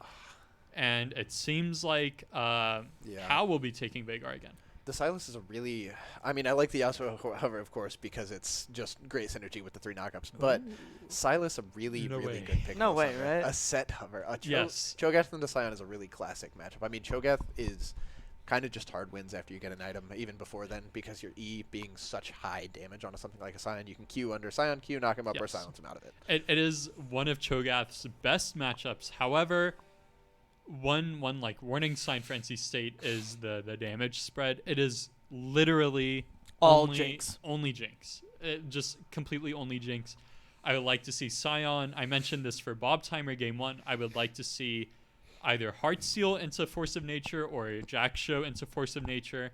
I think Silas could even, like, if he really, really wanted to play in a certain way, he could go like Abyssal Mask. He can shred Magic Resist on the side of NC State, have How do even more damage. Reaper can also go Fawn. Like, if you just go Fawn, you're so tanky this game. It is crazy. So, again, NC State, all the eggs are in the Jason basket. Like, 3 games in a row, we've seen it. But very important difference is, I think, the top lane matchup is going to be extremely hard to abuse this game. I think Scion Cho'Gath is so much less volatile than a Cassante Sejuani or a Cassante Scion. I think Bob Timer should be able to advantage in this lane 1v1. And I think if he's able to do that, and if NC State is able to continue getting bot lane leads like they have in the first 2 games, they should be in a better spot. I think Elise into Wukong is a much better spot to be in if you are Bob Timer diff than Lee Sin Wukong, because if you land your Resonating Strike and you try and take it, Wukong Cyclone kind of denies you and you're just sad. Same with the Veigar Cage. Blitzcrank knock up all of the CC. But if you're Elise, you're a magic damage champ against Wukong who likes to stack armor. You have one-shot potential on him with your Cocoon, with your Burst combo. You can one-shot him. So a lot better picks, I think, for NC State this game. I also want to point out, without Cassante on the field, Troll Zelda is going to have a lot harder of the time affecting the map the same way he did in the last couple games. Because Cassante, kind of a jack of all trades, gets really tanky, but also has a lot of damage output. And Scion definitely does not have the same damage output that Cassante will. And he's going to be very tanky. He's going to be that unkillable, that CC bot. He's going to do a lot in those team fights, but he's definitely not going to be as effective at keeping Jinx on the low. And I think that instead of having with only the Wukong and maybe the Silas to worry about engaging without the Cassante as well, I think this is going to be a lot easier of a game for Jas on that Jinx than game 1 was. And with the Thresh as well, we saw how well they could make that early game happen. And since Bob Timer's in so much of a better matchup than he was in the last 2 games, this is looking like a draft win for NC State as much as I want to give them credit. Especially because GG1 had such a good game on Lysandra game 1 as well. Because he was just outlaning the Swain. And this is an even easier matchup than the Swain, I think. Because the melee matchup against Lysandra can be so frustrating. This is looking very, very solid. They've gotten their power picks. They've gotten their team fight. And as long as Bob Timer does not get solo killed 3 times this game, I think we can see a game 4. That's a lot to ask for. That is. I don't know if it's a lot to ask for. I don't know. So the Scion being on the top for UCF means that there's pretty much no kill threat overall, especially not into the Cho'Gath. I guess one thing, it's just UF so far. One thing I guess I'd like for us all to touch on, because you mentioned it, preferring NC State's draft, is that overall I would say I too prefer NC State's draft. I mean, scaling wise, you have 2 favorable matchups for sure in top jungle, and then you have the Jinx being able to outrange pretty much from level 3 onward after you get a couple more points into your queue. It's just going to come down to execution a lot, I think, because if the Silas gets really fed, gets the ability to steal Lysandra ult over and over, or at least gets behind and then falls behind because she's such an early game champion, you're going to start to struggle. Yeah, and I mean, this game, if you're Jinx, you don't have Cassante dash, dash, dash, ult, dash, dash, dash, ult, knock up, dash, dash. You have a Scion, and all he can really do is like, Ha! yeah, and it takes a while, right? Other than the That one's a alt. little bit more easy to dodge than Right. dash dash alt dash alt dash alt dash. I can do everything in the game and not Exactly. die Yeah. still I think So- and I out think- damage you. I was gonna say I think right now we're actually just reading off the notes taken from the last Tekken tournament. Yeah. It was just dash dash knock up dash. But happy to not see it on Sion not able to stick onto that. Wukong really the only sticky champion involved here. Yes. And even then Thresh is such a good defensive tool for that. However, there is a wild card in this game. It's a Blitzcrank. No matter what, Yes. if Blitzcrank is in the game, crazy stuff can and will happen. No matter how far ahead you are, if you're playing Jinx and you get hooked out of vision, you're just dead. You're just dead. If you're Lissandra, you get hooked into silence, into knockup. You can't ult yourself. You can't save yourself. You can't Zhonya's. You can't flash. You're just dead. So If you get hooked after that Veigar has like 2 items, Yes. you're just dead. Yeah, There's you're nothing dead. you can really do about that because you're getting caged, you're getting one shot by the W, you're getting ulted, you're getting something, Yeah. and it's not going to be you living. And also, I mean, funny enough, shout out to the UF support skin choice here, it being April Fool's picking, definitely not Blitzcrank. Yes. So we'll have to see. But yeah, as you said, he is really the X factor this game. If you connect a Fog of War Blitz hook onto the Jinx, Interesting. and you see one thrown here just in case somebody's marking that I brush, like not it. expecting them to know. I do like it, although it's a long cooldown. But I mean, after that, there's probably not a kill coming through. Looks But- like NC State is very aware of this level 1 move, and this is how I'm pretty sure this is similar to how UF took out Vespa with a couple of Yes, level 1 it cheese was. plays, and now nothing getting found. Bob Timer Diff just going to go back and a good bit of vision found, and they're going to know where this Elise is in the early game based off of that ward on the red buff. So we're looking for NC State to find that early game lead that they were able to find in the bot lane the last 2 games, and maybe keep them from losing out the lead in the top lane as well. So what can Bob Timer do to keep himself from dying? What can Jason do to keep himself in the same momentum that he's had the last 2 games? Yeah, I mean, you go ahead. I think Thresh Lantern into an Elise gank is so easy. Again, it's similar to game 1 where Hao does not have cleanse. He has flash TP, which is standard, obviously, but as soon as his flash gets burned, especially if Red Queen did not delete the download he had on Hao from game 1, and just keeps hitting every hook, it will be explosive, it will be punishable. And this is, again, similar to game 1 where State should have the push in the bot lane this game. And Bob Timer, you mentioned, what can he do? I think it's more like, what does he have to do to die in this lane is a better question. Cho'Gath passive is so strong against tanks because, it's a wet noodle fight. You're doing like chip damage at each other slowly, but if you're able to auto attack the wave and heal like 20 health per creep, it's a lot harder to die. So Bob Timer should be very safe in this top lane matchup. Bob Timer Diff should have a lot of gank potential, having a Thresh and being Elise. So I think there's a lot of potential for State this game. Yeah, I like the single target setup here, going from Lissandra to the Thresh to even something like the Cho'Gath Q, although less dedicated for it, would be, like you said, Elise comes in for a gank, 2 skill shots connected are both CC, they're almost dead every time. Same thing, Lissandra W gets the snare, followed up by the Elise Cocoon. There's so much burst damage there that as long as you can do it while they're CC'd, it's pretty much a guaranteed death every time. Yep. Interesting pick here. Electrocute is the rune choice for GG1 on this Lissandra, looking to get a little bit more damage out. I think he had Airy in game 1 against that Swain, and now since he wants to pressure this lane in that range to melee matchup, hook going wide for Shot Mr. Beast's Rediquin barely dodges out. And look at where Reaper is. That could have been very, very dangerous for the NC State bot lane. Really nice movement. I mean, that was a kill. If that hook lands, he's just dead. It's hook into knockup into cage, unless he doesn't have it leveled at 2. He might not, but would have been dead. So good movement from him, and that is a bit of wasted time from Reaper. But now Bob Timer Diff is looking for a similar play. He's not going to find it. So Reaper is actually the first jungler to base and come back onto the map, while Bob Timer Diff is now hitting Scuttle Crab. Yeah, I mean, one big part, like you mentioned, the Electrocute Lissandra, is a lot of that based off matchup. I mean, Airy into the Silas, although you get to whittle him down slowly, he can always just engage on you to go for that W heal. Going for the higher damage rune based off of fighting against a melee champion like Electrocute means that W heal typically is not going to keep him in lane. Good as long. hook. Bob A Timer really Diff good is hook. here. The Immediate flash flash. from Hao is very good, as now both flashes from the side of UF are going to get burned. Jas forced to lantern out, and Bob Timer Diff also forced to repel out. That is one summoner burned for the side. Oh, no summoners burned for the side of NC State. I thought I saw Bob Timer Diff flash, but two flashes burned for the side of UF, and that is a great trade for NC State. Yeah, I mean, with Elise still having capes to clear bot side, she essentially probably sits up by taking this blue, waiting for the Vigar TP to come back through. Although if he stays, I mean, you could. And Elise is a really, really solid champion at diving. Because of that Spider Form E, you go up completely untargetable. You can tank 2 to 3 tower shots and then swap off and let the support tank one. Exactly. And while the NC State doesn't get a kill off of that gank, it's like for the next 5 minutes, you are so easy to kill. That's what that gank does when you blow flashes on the bot lane. And it's a Veigar. Like, he has no escape tool. He has no mobility. All he has is a cage. And now Red Queen has flash advantage. It can be as easy as toss lantern into the bush where Bob Timer Diff is waiting. He takes it, you flash, you flay, you cocoon, you hook, you jinx trap. Like, there is no way to escape a gank now. Wet noodle fight once again in the top lane as both top laners are going to knock each other up and take maybe a quarter of their health bar and continue to farm, as this is obviously not going to end in a kill. If it does, I will pay $10,000 to the esports club at UF. Go in, Sam. Go in. Yeah, that'll be. I don't Please don't want hold to. me on Yeah, that. I was I do going to not say I have don't want you to eat the $10,000. words there. Yeah, like you said, Cho'Gath passive really important here. You can take these trades and then just heal up just because a minion dies near you. I mean, tank versus tank, like you said, chip damage, going off grass procs, Cho'Gath getting bonus sustain just completely for free, which is typically unnatural for a tank in laning phase.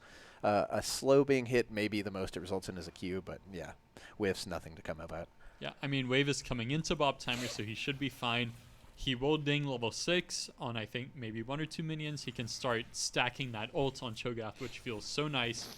When you're against a tank and you know, like, you're not really going to be killing them and they're never killing you, you can just press R on the wave and start stacking HP. Once again, surprise, surprise, we have a CS lead for the NC State bot lane. Jazz 3 for 3 on these early game leads has been very, very solid. And Reaper, his plan to get into that brush probably foiled a little bit as NC State spots him out with the deep ward. Really nice stuff from Redequin. And you see Elise hovering bot as well, Thresh Lantern being a really good counter-engage tool in situations like this, where if you catch him early, you can have the Elise sit farther away where there's no chance of being caught on vision, Lantern her in, and then it's really, really swung in your favor. Ooh, that could have been a kill. That could have been a kill if Bob Timer had landed something, but unfortunately, Troll Zelda gets out, or good for him, as Bob Timer just going to continue to farm, continue to heal back up with this passive, and Troll Zelda a little bit worse for wear, very low on health and kind of low on mana as well, maybe not able to take another trade. Yeah, I mean, I don't know if he saw where the wave was, but he is pretty low, but he knows Bob Timer does not have Feast up.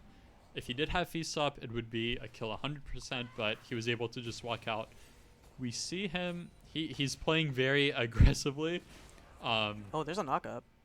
Barely so out of tower close. range. I think overall the UF top laner Troll Zelda needs to be careful. Oh, flash forward from Big Fire Rat onto age. Bob Timer Diff, who has the repel, able to get out, and great ultimate from GG1 to save his jungler. Beautiful stuff from this Lysandra, and we're seeing it have so much impact, but here comes Hao, and the Lysandra E just able to get him out of there. GG1 not having to burn a summoner, nothing, and that is a failed attempt from the side of UF. But the hook goes wide as well. So many skill shots missing from UF, and GG1 just gets to laugh in their faces as he gets away without a scratch. I Yeah, mean, I'm sorry, Shot Mr. Beast, but you have to hit those. You have to. I hit mean, those. that's the confidence no juke. It's like, he knows I'm going to juke. I won't juke, you know, and it's just, it looks silly, but it's a good, like, attempt from Shot Mr. Beast. I mean, we see Redequeen doing the exact same thing. Whenever he goes for a hook onto Hao, he's like, I know you're going to juke this way, and he hits it every time. So nice from GG1 to be like, I know you're good and you think I'm good, so I will play like I'm bad, and I just won't juke. It's a mind game. But yeah, I mean, much more stable for both teams so far this game. We see like gold leads in the same lanes as previously, but this time no kills yet. So Hao has his flash up again. I would have liked to see Bob Timer Diff play a bit more aggressively around the bot side and just hard force. I think you don't need to go for like a counter gank or like a clever gank. I think you can literally just lantern flash in the Elise and go. because you have 3 summoners to the enemy lane 0, no flashes. So GG1 getting engaged on, does have his flash available still, does manage to get away with the claw, and that's no flash burn. His summoner's still alive, but flash forward doesn't land anything. And the hook from Shot Mr. Beast does land, and that's going to be a kill. First blood going the way of UF. It is Bob Timer versus 3, and he might go down, and he does. A snipe from Jazz, though, Not to yet. turn it. What a great play from Jazz. The Super Mega Death Rocket making it happen, and now Fire is on his own versus 2, but nice hook from Shot Mr. Beast. But what damage cocoon. does he have? There's nothing more he can do. This is just going to be another kill for Jazz, most likely. Yeah, I think Beautiful. that was overall just meant to be a saving grace to keep your mid laner alive, although it still ends up going as a kill to Red oh, Queen. how? How has to, He's dead. he has to be He's, dead. he's completely He's dead. absolutely I mean, at least has dead. red buff. He can't walk out of this. Absolutely great stuff from NC State, turning around as we saw the first pick on a GG1, but the great rotation from the bot lane, the Super Mega Death Rocket as well, just beautifully played from NC State, trading 1 for 4. I mean, I don't know what How is doing, really, like walking there. A little questionable. You know your mid died, your support died, your jungle died. You know they are all in the bot river. I think being anywhere past your tower is kind of illegal, and NC State recognized that. Jas knew, I can just face tank the cage and immediately cleanse it. Really, really well played from Bob Timer Diff and GG1, I think, so far in this 2v2. They have been so disciplined, which I appreciate. These last 2 games, they have not been disciplined in the 2v2, but now they've been able to hold their flashes in the last 2 attempts to kill them, and having those summoners in this skirmish led to a victory. That was beautifully done from NC State. And now, in contrast from game number 1, when NC State had a solid early game, there was only 1 kill on Jess, I believe. This time, there's 3 kills on this Jinx and an assist. And I know Redequin was trying to get him that 4th kill because he was waiting so long to kill the Silas. He was trying to get him to hook, trying to get him to play, but it doesn't matter. In the end, gold onto this Jinx is a good thing for NC State, as anytime they get any gold onto him, it's going to be important. And now GG1 looking for something on a Troll Zelda, but I don't know if this Lysandra is going to be able to get any kills. Am I stuck in a time loop? Because I feel like we're reading off the same script all 3 games. Guys, there's a lead in the top lane for Troll Zelda.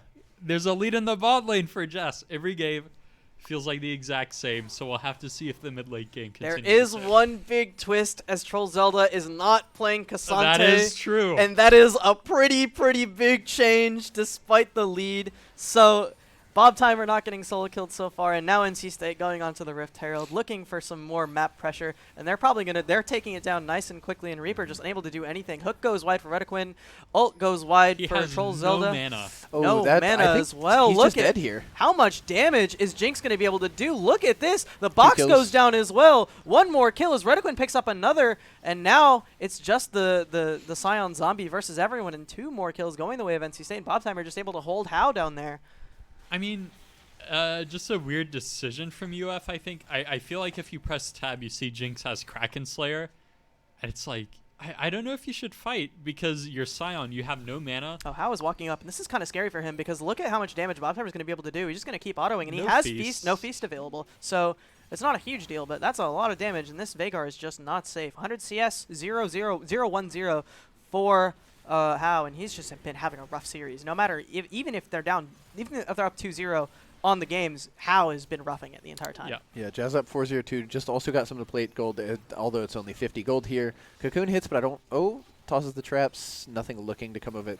Apparently deciding that this dive probably not worth with Blitzcrank hanging around, as well as Silas stealing Lysandra. They got the plate. They're going to get out of there. That's a W for NC State in their books, and they're going to take these little wins as much as they possibly can. And I think they're feeling a lot less pressure now that they don't have a Cassante on the map. Oh, yeah. I mean, this game, like I said, Scion provides so much less threat than a Cassante, especially because State has 4 magic damage dealing champs. He did rush Fawn, which I think is a good decision. I think that's creative, and I like it.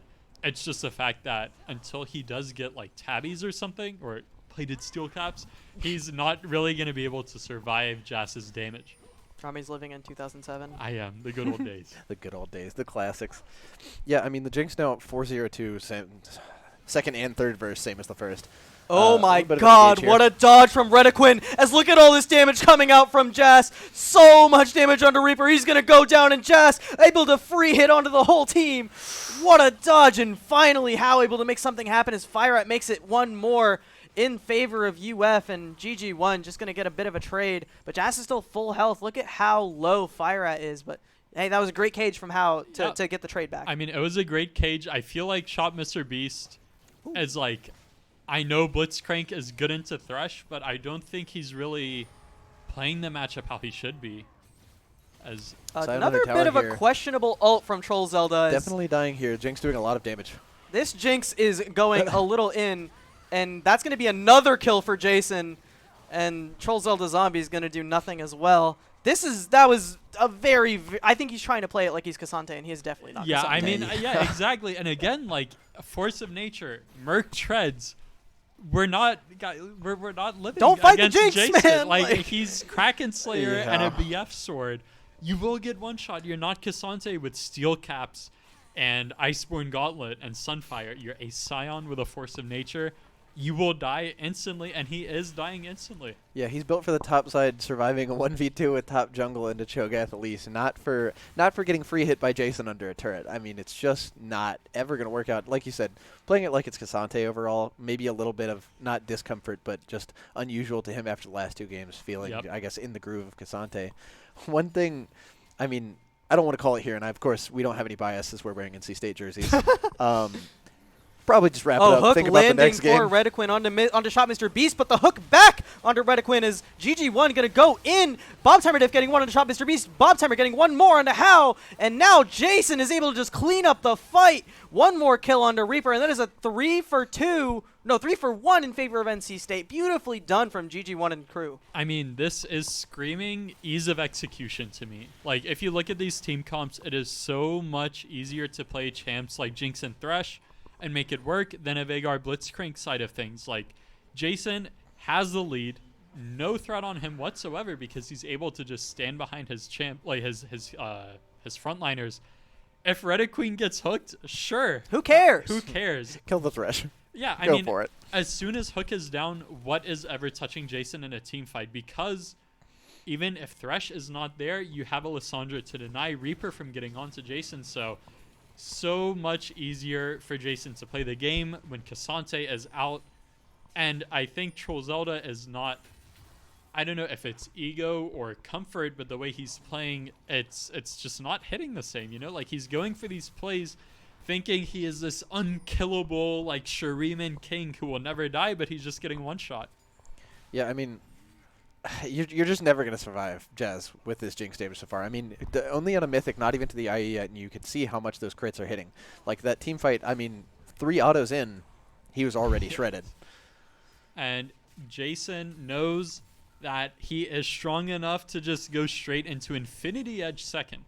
So we have a bit of, like, downtime, so we'll compare it to Game 1. Game 1, he is hitting a Cassante who is full stacking armor. Because of that, he has to go Kraken Slayer into Phantom Dancer into LDR. This game, it's a magic resistance stacking Scion. He can go Kraken Slayer straight into Infinity Edge. What does that mean? He has so much raw damage, and UF cannot afford to build armor items early game because, again, they're against 4 magic damage champs. So this build path from Jason, it is greedy, but he's allowed to be greedy. He's so ahead in gold. He's so ahead in terms of team comp and excelling. He's just going to be so strong. And he is not scared of this Scion whatsoever. 0-2-1 on Troll Zelda. He was not having the same game that he did on the first 2 with Cassante. And at this point in both of those games, he had already had 3 or 4 kills, and he had already had a massive lead. 3 or 4 items. And he already had 3 or 4 items. And this is just such a massive difference, and it is allowing Jazz to show his prowess as a hyper carry and be sure that he's able to just stay away from the Scion, free hit, and just kill him. Yeah, I mean, team-wide, of course, there's majority AP on the side of NCSU. That's why you see the magic resist stacking from the Scion, a little bit of Curse Merc treads from the Wukong, things like that. But you're not itemizing for the carry. I mean, he's 7-0 right now. You need some armor. With no armor stacking, this Infinity Edge is going to hit like a truck. Yeah, I mean, we see him building Aegis. I'm assuming that's just going straight into Jack Show, which will help. But he is going to need, like, Jack Show Frozen Heart, because, I mean, yeah, he just has to ult away. He did get stopped, but there should be a free tower for NC State. They're going to get the Jinx reset, but UF is looking for a cross-map play. I like this from UF, seeing that Bob Timer is alone, but he is very tanky, so it's going to take a long time. And look at how much space... Heartsteel stacks. look at how much space NC State is able to get on this top side. Redequin getting hooked in by Shop Mr. Beast, but like, what does that even mean? Jas is legendary, kills off How, and this is just another better, like, Bob Timer died, but who cares? Look at this tower, it's dead. Yeah, I mean, Inner Tower is worth so much gold after that one buff. And Redequin survived. Yeah, he did. I don't know how. He still has Flash. Why does he have Flash? Yeah, I think Why does he have Flash? I think he survived by the skin of his teeth off that Locket proc getting tossed right at the end. Okay. It's so funny we're this deep in with how high Jess is, and it's 19 minutes. They're standing He's by a Baron 9-0-5. pit. You would expect them to just turn and go to Baron, but it's not possible Can right now. we look at the gold difference Oh, yeah, between let's How do it. and Jas once again? It is 4,000, Astronomical. 4,300 gold for this Jinx ahead of the Veigar, and I think, let me not jinx it, but NC State is finally having another early game that they can maybe convert off of. And I think having the Elise with ease of access, the ability to engage a lot more easily than the Lee Sin does not require as much difficult execution, and the not losing matchup in the top lane is a huge boon for them, and the draft is just making so much more sense for NC State now. I'd be careful tossing around the word jinx. You know, there's a jinx in the game, so That's true. anything could happen. But the gold lead in Jason's pocket is not counteracted by an equivalent lead in the top lane for Troll Zelda, so he is feeling much better. NC State as a team, they're looking so confident they're able to walk up like this. Aggressive play from GG1 onto Shop Mr. Beast, and look at that. In the last game, Troll Zelda would have killed 7 people because he was playing Cassante, but now he's forced off because he does not have the same damage he does on the other champion, and now they're putting so much, by picking this Scion, they're putting so much more pressure onto How to do that damage, because that Veigar can become the hyper carry in the late game, but with the early games he's been having, he's just never going to get there. Yep. Yeah, I mean, GG1, he can just do these aggressive plays. I mean, if you look team-wide on UF, where's the damage? I mean, it's 2 unstacked Rod of Ages and a Divine Sunder, but nothing to really kill this Lysandra. Oh, And yeah. Nash goes Turning down, free Troll kill. Zelda goes down as well, and Jas gets jumped on by Reaper. This is a lot of damage onto Jas, and he Oh. does go down to Fire at, but that is still Nash onto 3 members, and Bob Timer's still alive, and I don't think anyone Look can at kill him him. go.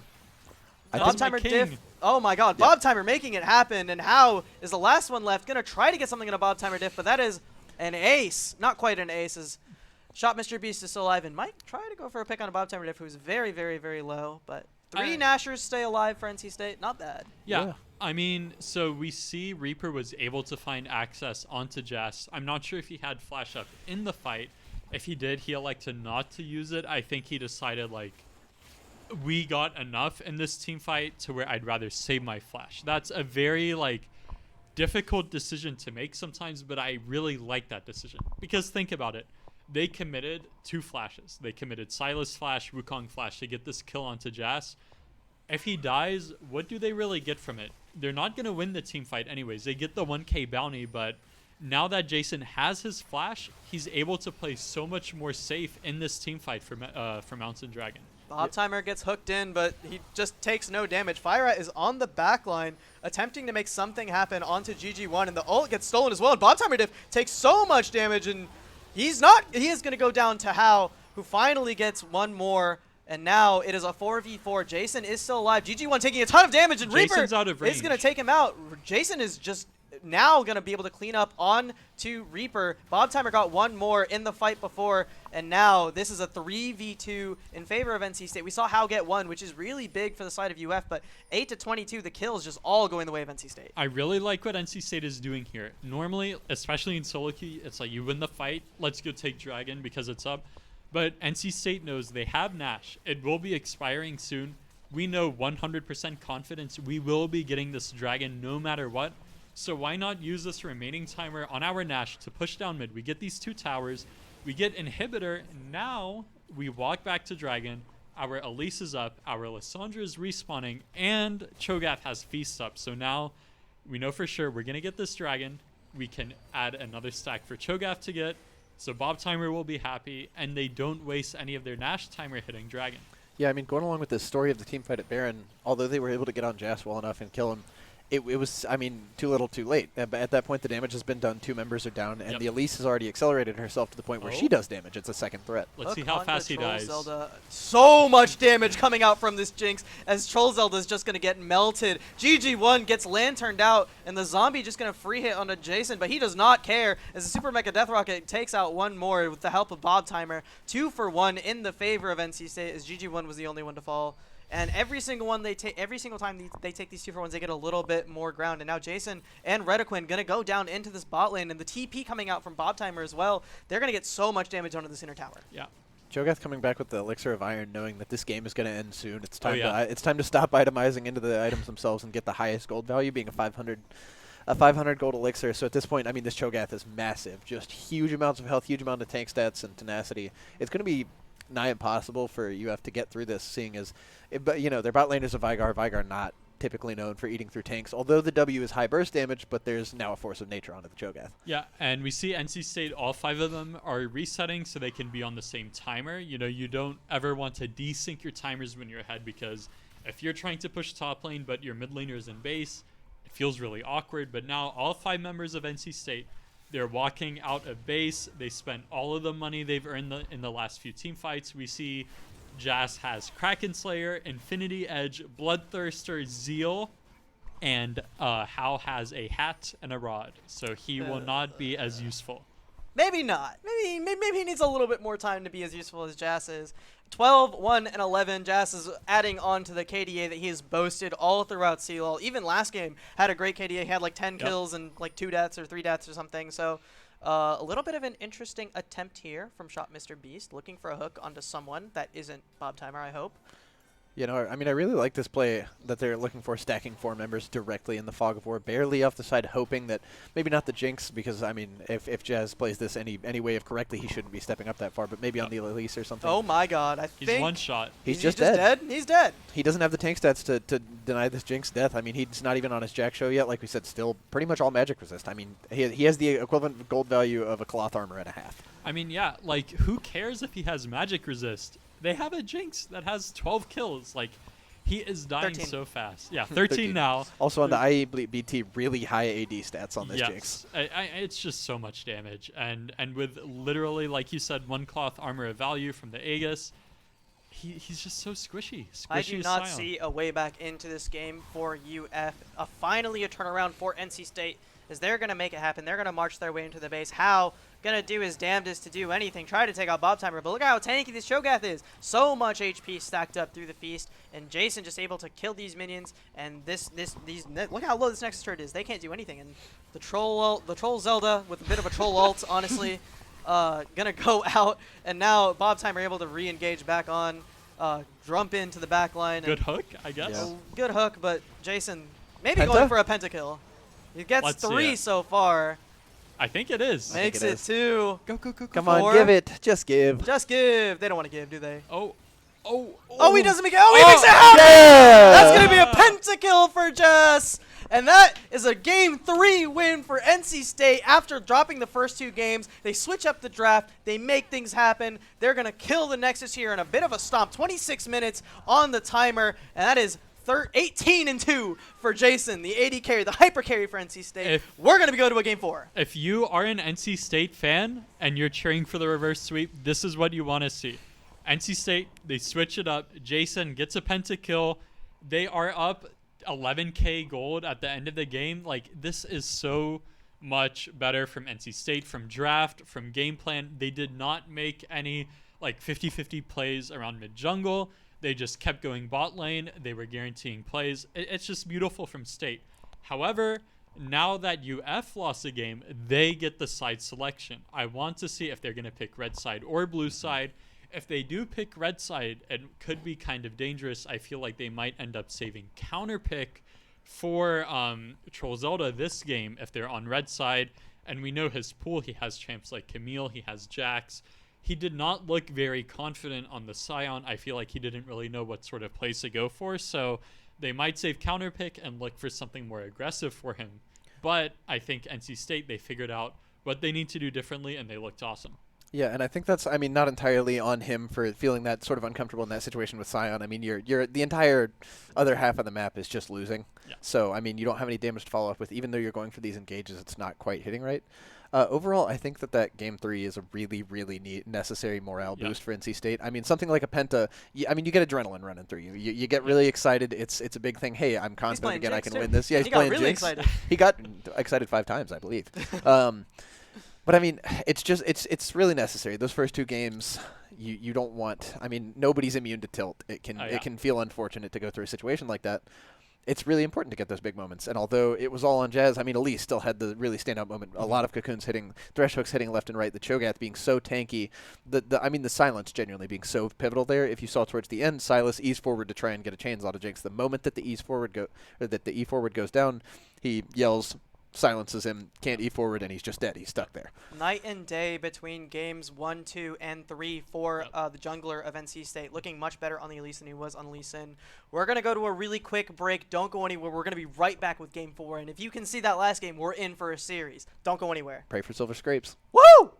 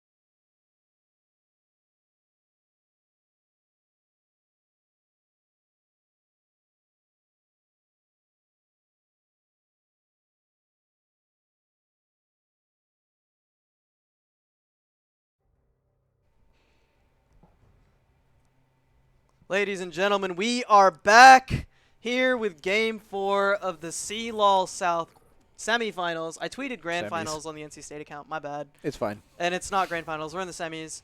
Winner of this makes it to Nationals. We're in Game 4. UF currently has a 2-1 lead over NC State, but we saw a big turnaround from NC State in that Game 3. The draft change was a big deal, and now NC State looking to replicate that same success they had in Game 3. Rami, who was joining us for the last 2 games, unfortunately is not able to join us for the last 2. He But will be missed. he will be missed dearly. But here we go, Thresh band away from NC State, as we're going to see.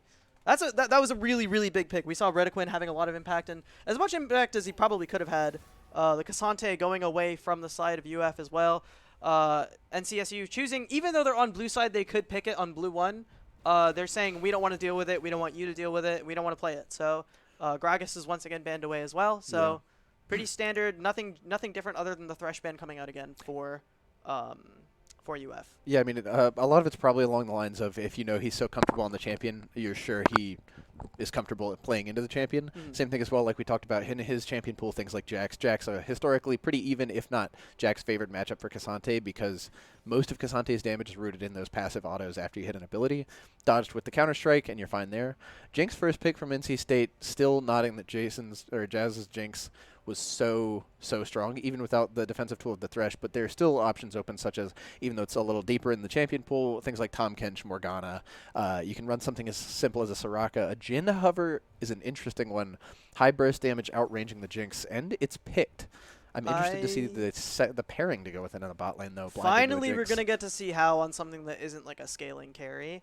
And every single game, even the first 2 games when NC State lost, How was getting absolutely diffed in the bot lane. And NC State has been playing through this bot lane incredibly well, even in their losses. So props to them. And I think the Jhin pick is probably a little bit better. And this Vi was very good for Reaper in the last couple of games. And they're looking for something completely different. They want to get around GG1's Lissandra as well, which was doing such a great job keeping the Wukong out.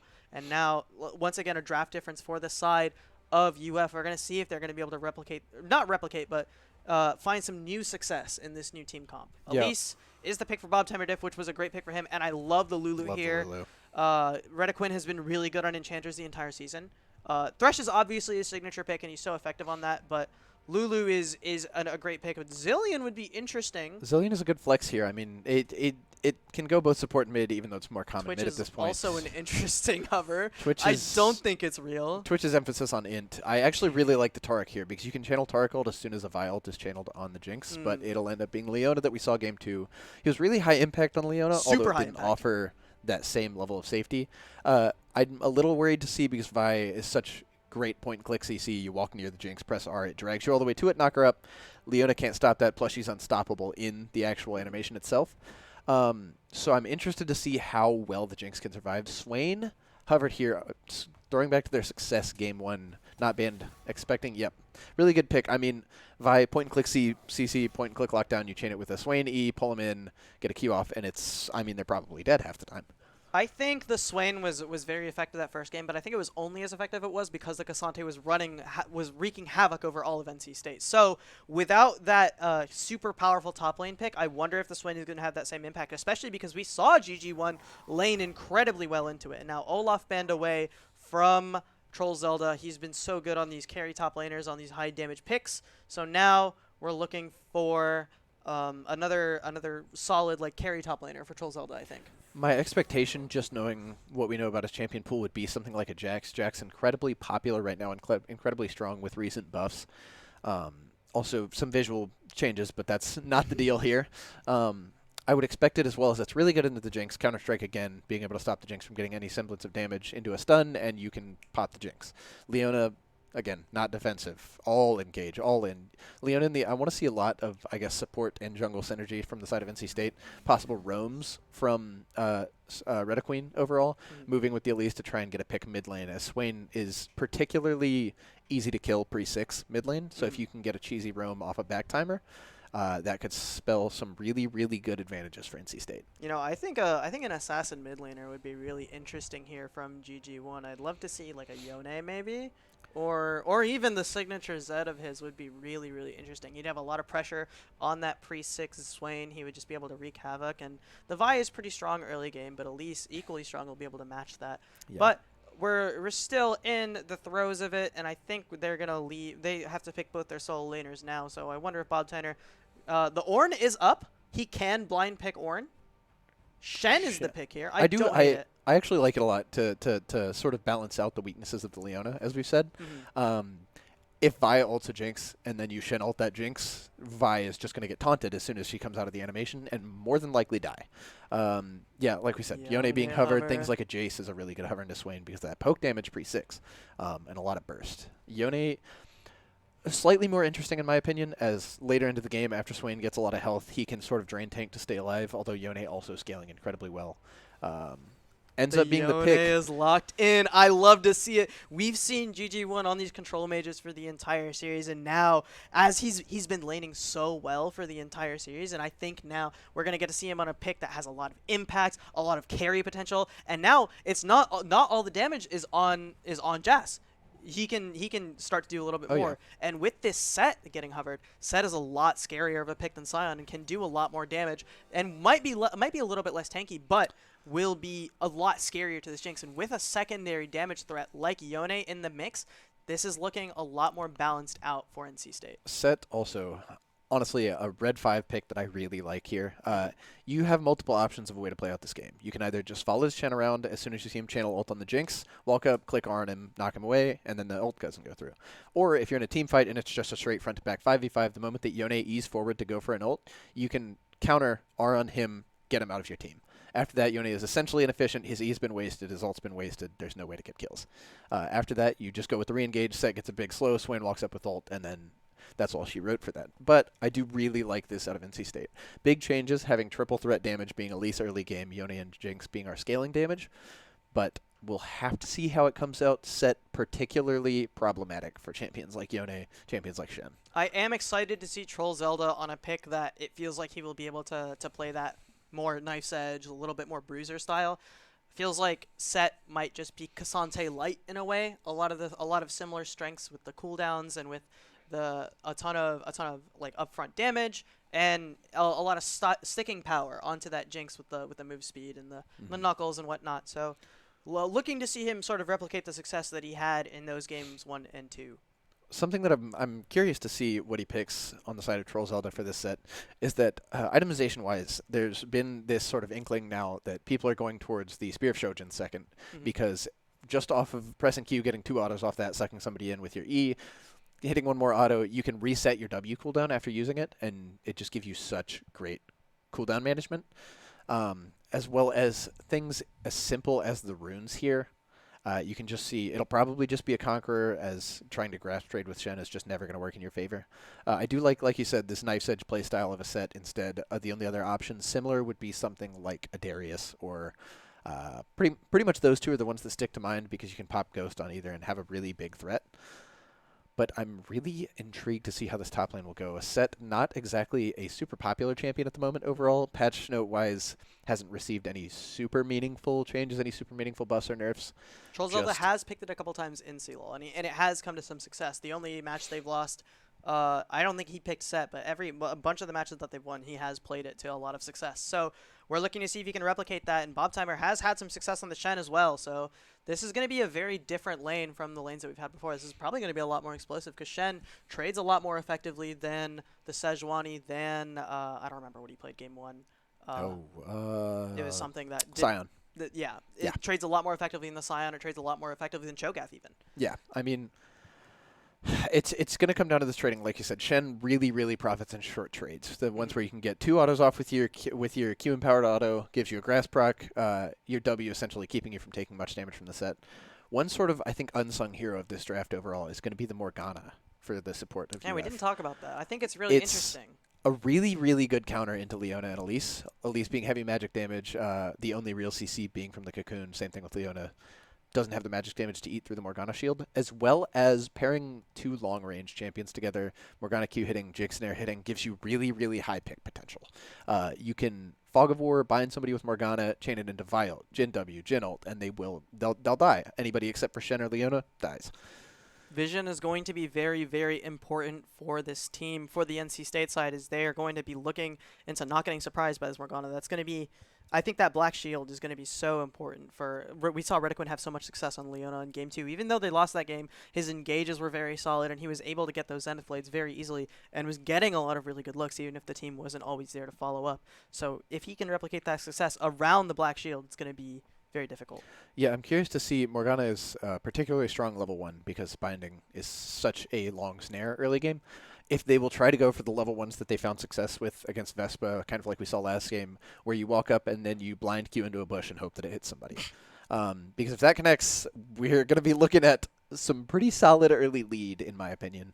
Set particularly good early game with items. The rest of the team slightly more scaling, but definitely going to be an interesting thing to see overall. So I'm excited to get into this game, see whether it's just going to be a traditional mark of all the jungle entrances or walking towards one. Current in-game pause, going to be waiting a little bit on that so we can touch a little bit on the rune choices. I mean, all of it's pretty textbook. The only thing really of note, in my opinion, would be comment on Morgana. Typically, I prefer people who run Airy because it gives your Black Shield just that little bit of a shield, as well as your W itself can proc for slightly higher damage without having to hit your Q. And then Conqueror triple on the top side of UF is just going for that sustain, that extended fights, because you're fighting a Yone, you're fighting a Shen, you're fighting a Leona, you're fighting these things that are going to drag out fights a long time. And Jason and GG1 both going for lethal tempo, going for those ramp up hyper carry moments, and that's what we've been seeing out of Jason for the past 3 games. Even in the games that they've lost, he's just been dishing out damage as best he can. Well, maybe not game 1, but games 2 and 3 he was going in, and now we're trying to replicate that same performance for NC State. On the flip side, How, I'd love to see How make an impact, because he has been struggling this entire series. It has been very, very rough for him, and finally he's on a pick where he's not getting shafted early game.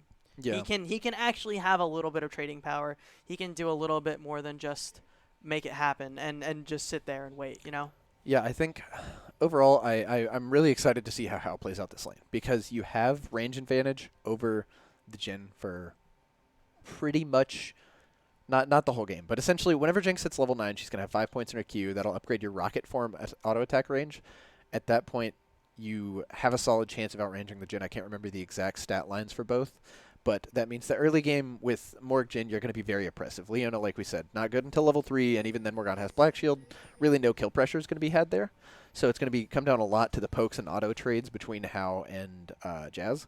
I would slightly favor it towards How, because he can get 4th shot auto, single shot trades instead of these extended lethal tempo trades that the Jinx is going to be looking for. And here, like I said, Blind Morgana binding into a red buff brush, hoping to get a long binding there, chain it with the Jhin W, and then you get a free kill. Pretty Not much working the out. exact same plan as the last game, but it doesn't land anything, and I think NC State was sniffing it out as well. They were ready, and they know that the ward is down in that red buff now, so they're going to be adjusting Elise's pathing based on that, I assume. And once again, I think something that we failed to point out for the last 3 games is just how strong this 2v2 has been for Jazz and Rediquin. I do not know if there's a single bot lane in all of CLoL that can keep up with these two, because they have absolutely been trashing on every single bot lane they play against. No matter what the 2v2 is, they are keeping it going, and they are gaining momentum, and they are gaining those leads for a reason. Yeah, I mean, it really is going to be hard for How, I think, to keep up. This is kind of shown by the picks thus far. We have 2 Vigars and 1 Sivir. Sivir known for just clearing waves, staying alive. Vigar known for clearing waves, staying alive, getting free lane pyro, basically just off the kit. Jhin, a lot more mechanically difficult to play in lane. You have small trades with autos since you don't get traditional attack speed. It's going to be all AD heavy. I'm interested to see how the Jhin is going to build here, seeing as there's a Shen, so something like seeing if he could partially opt into a little bit of lethality to get damage off of his abilities so that it can't be dodged with the Shen W. I think that won't be too pivotal this game, but it's definitely something to think about overall. Really just early game tiny trades going to be going down right now. One thing of note is going to be jungle pathing matched by both teams. We have both teams starting red side or starting top side, then both coming down. The Vi pinged on a ward, as you can see, so they're going to know based off of timing and direction that she came from, going to be headed towards bot. Elise can match this, and level 3 will have higher damage output than Vi. We're gonna queue, and the snare does land onto Justin Redquin. A little bit of damage, but that's nothing to really scoff at. No worries for the bot lane of NC State is there. Perfectly willing to take a little bit of damage and keep it going. Farm underneath our tower. Bob Timer attempting to keep up as this Troll Zelda set is taking a little bit of early game advantage, and GG1 going for a trade, getting a good bit of damage onto FireEye and just taking it back to his W. Solid stuff from the NC State solo laners and to their bot lane as well. Yeah, Pretty much even in this early game so far. Yeah, absolutely. I mean, this is probably going to be a slow early game. Again, both teams kind of spike towards level 3, level 6 at the moment. One thing that I do like to note, or I guess would like to note throughout the laning phase of this game, is that now FireEye is on the opposite side of this range versus melee matchup, which means it's really on him to generate that CS advantage instead of just matching. He needs to get natural advantages just based off of the nature of these matchups. The bottom side for NC State has been so strong, including GG1, who has laned incredibly well versus FireEye for the entire series. And I think he's had CS leads pretty much every game so far, at least before 10 minutes. So in this melee matchup, we'll see if he can replicate any of that same success as we see the NC State bot lane rotate up to try to get this Scuttle Crab. But Shop Mr. Beast and How rotating up, following to try and make something happen as well. A possible engage from Redquin as the Zenith Blade goes wide. Black Shield comes out as well. That's going to be nothing. A whole nothing burger. Oh, I say that as soon as Redquin flashes forward onto How. The Q lands as well. That's going to be a flash forced, and Jason's going to flash forward as well. And it's going to be an attempted kill into Mr. Beast, and that's going to be first blood going to Jas once again as Redquin barely lives. Tiny micro advantages here, as you could see. Really, Redquin knowing all of his advantages, flashing forward, getting the stun on that Jhin, knowing that it could lead to a possible kill there. In the end, the Morgana ends up being the one dying. But one really small bit to note. The Leona takes an extra tower shot, almost dies to minions, but you see Elise walk forward and tank it. Looking for a dive, Elise really That's great got to at be dives. dead, right? Yeah, not even close. I mean, Elise goes into Spider Form and hops up, and it's like you never even entered the tower. On the other side of the map, we saw Reaper actually go up and gank Bob Timer, and Bob Timer going to go down in that first kill, and we're going to see Troll Zelda probably with a bit of a lead now. And that's got to be scary for NC State, because every single game that they've lost in this series has been off of Troll Zelda just going crazy on his top lane picks. And now FireEye going for a kill onto GG1, and that's probably going to be enough to get it. The ghost popped. GG1 attempting to make happen the flash over, and it doesn't happen for him. FireEye with a solo kill as well. Yeah. The top side of the map going the way of UF, the bottom side going the way of NC State. Yeah, GG1, you can't tank those Swanies. I mean, the route there into the pullback is going to be really hard to dodge. But the moment that you take a melee range Q, that is a lot of damage. I mean, it is a spread that does more as it's more centralized. I will praise a really good flash out of GG1 to dodge the other Q that would have ended it, but just low enough at that point that a flash follow into the auto will kill. The one silver lining is that FireEye did have to burn his flash as well to get that kill. So a possible gank attempt for Bob Timer Diff is on the table in this mid lane. But it's also the same for Reaper, because GG1 also had to burn his flash. But now Bob Timer Diff coming up to the top lane, and Bob Timer making a great trade happen. Cocoon not burned yet, but and the W as well from Troll Zelda, really nicely done to make sure that he just does not die there. The flash is burned, so nothing. So we're happy about that for NC State, but nothing gained, nothing lost other than the flash. Yeah, I mean, all flash is down on the side of UF, and being entirely flashless into an Elise can sometimes be a death sentence. I mean, once Cocoon hits, it's typically enough follow-up single target damage based off the Elise and whatever champion is next to it that you die. Maybe in a dive? A re-attempt at the gank. Once, like you said earlier, Elise very good at these dives, and I don't know why Trollzilla chose to step forward there. That was a little questionable. You could see how far behind Reaper was, and that's just going to end in his death, and Bob Timer getting back into this game, getting a kill back. Yeah, I mean, we said playing like it's on a knife's edge, playing one of these more aggressive champions, but you literally do kinda not have fell to on the knife there, I'm you not don't gonna have lie. to walk up to the samurai sword. He took it a little too literally, I think. I believe this itemization looking towards, I would assume, a Gore Drinker is the traditional one for set. Bob Timer Diff looking for something in mid as FireEye has no flash, and look at this damage coming out from GG1. The heal going crazy from this Swain, and I wonder if they're going to be able to get the kill. The Q misses. Is that going to be enough? Is GG1 going to be able to get it? Yes, he is, as the Stand United comes out as well, and that is a kill on the mid lane. GG1 got to feel good about that one. Yeah, one interesting bit I'd like to note, although it's definitely better in traditional organized 5v5s like CLoL, like the LCS, things like that. Teleport on Yone instead of an aggressive sum into Swain like an Ignite means that heal is just going to go completely unstopped, at least for the early game, until you get Zenith Blade? more Not Zenith quite Blade gonna whiffs, land. Black Shield for extra safety. but slow not hitting on the Jhin due to that black shield as Shot well. Mr. Beast did not trust his AD carry to dodge that one. Taunt underneath the tower for Troll Zelda is going to take so much damage in this trade, and he has to pop the W to block the turret, and that's going to be another, that's just solo kill, completely turned around from games 1 and 2. Bob Timer making it happen on the Shen. I mean, just kind of a disrespectful play from the side of Troll Zelda. You can't just sit there and auto into tower as you would traditionally into other matchups into a champion with a taunt. If you're taunted and hit that champion, you're taking especially tower this early, shots. you're taking tower shots. And with no flash, you're taking 2, maybe 3. He waits and saves the W for the last tower shot, but dies because of it. It eats that, but he's already low enough that 2 more Shen autos and he's dead. And now with so much pressure on the map, NC State going to be able to take this first dragon with GG1 trading back onto Fire at a good amount of damage, but he's just going to be able to heal all that back up anyway. But the dragon, first of the game, goes to NC State. And look at this lead already from Jas. 11 CS, 1 kill. This is looking very solid for NC State so far. Even though they gave up a couple of kills, nothing too bad. And Bob Timer burning the flash, I do not think he'll die here. Yeah, no. Playing good attention to the itemization. Look we have at a that first damage as well. Yeah, I mean, turret shot into the first Shen Q doing particularly more based off max health damage. This might be a free Herald off of that trade alone, because look at how low Reaper is now, and Troll Zelda not able to match Bob Timer.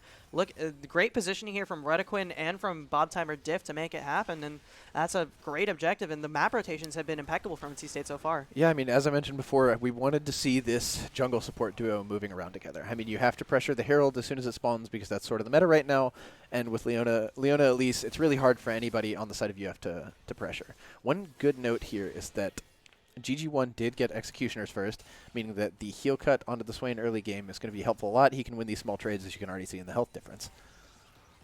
W coming out from Jas to try to slow down Shop Mr. Beast into getting that deep vision, as Redaquin backing him up from the bot lane as well. We see Bob Timer Diff hovering top lane, and he's kind of a bit of a difference this game. Bob Timer Diff spending a little bit more time in that top lane, allowing Bob Timer to make it happen, and the Bob Timer duo attempting to get a little bit more momentum than they have in the last couple of games. And I think they realize that Jas and Redaquin have been so good in these 2v2s that they don't need as much jungle presence as they've had in the last couple of games. Yeah, I mean, just kind of naturally winning at the moment. Up 14 CS, up a kill. Just going to be hard for anything to really come out of it at the moment. Shen going high at the moment. Items are just about even in the bot lane, so I don't think that any trade is going to go in too deep in either direction. It kind of just depends on execution at that point. So pretty solid for NC State because they trust their execution very, very well. Yeah, when it comes to patches and I guess meta updates as of recent, Sunfire Cape, even though not a mythic, is a really gold value-wise strong item. It's really efficient. You get extra damage based off of the passive and everything.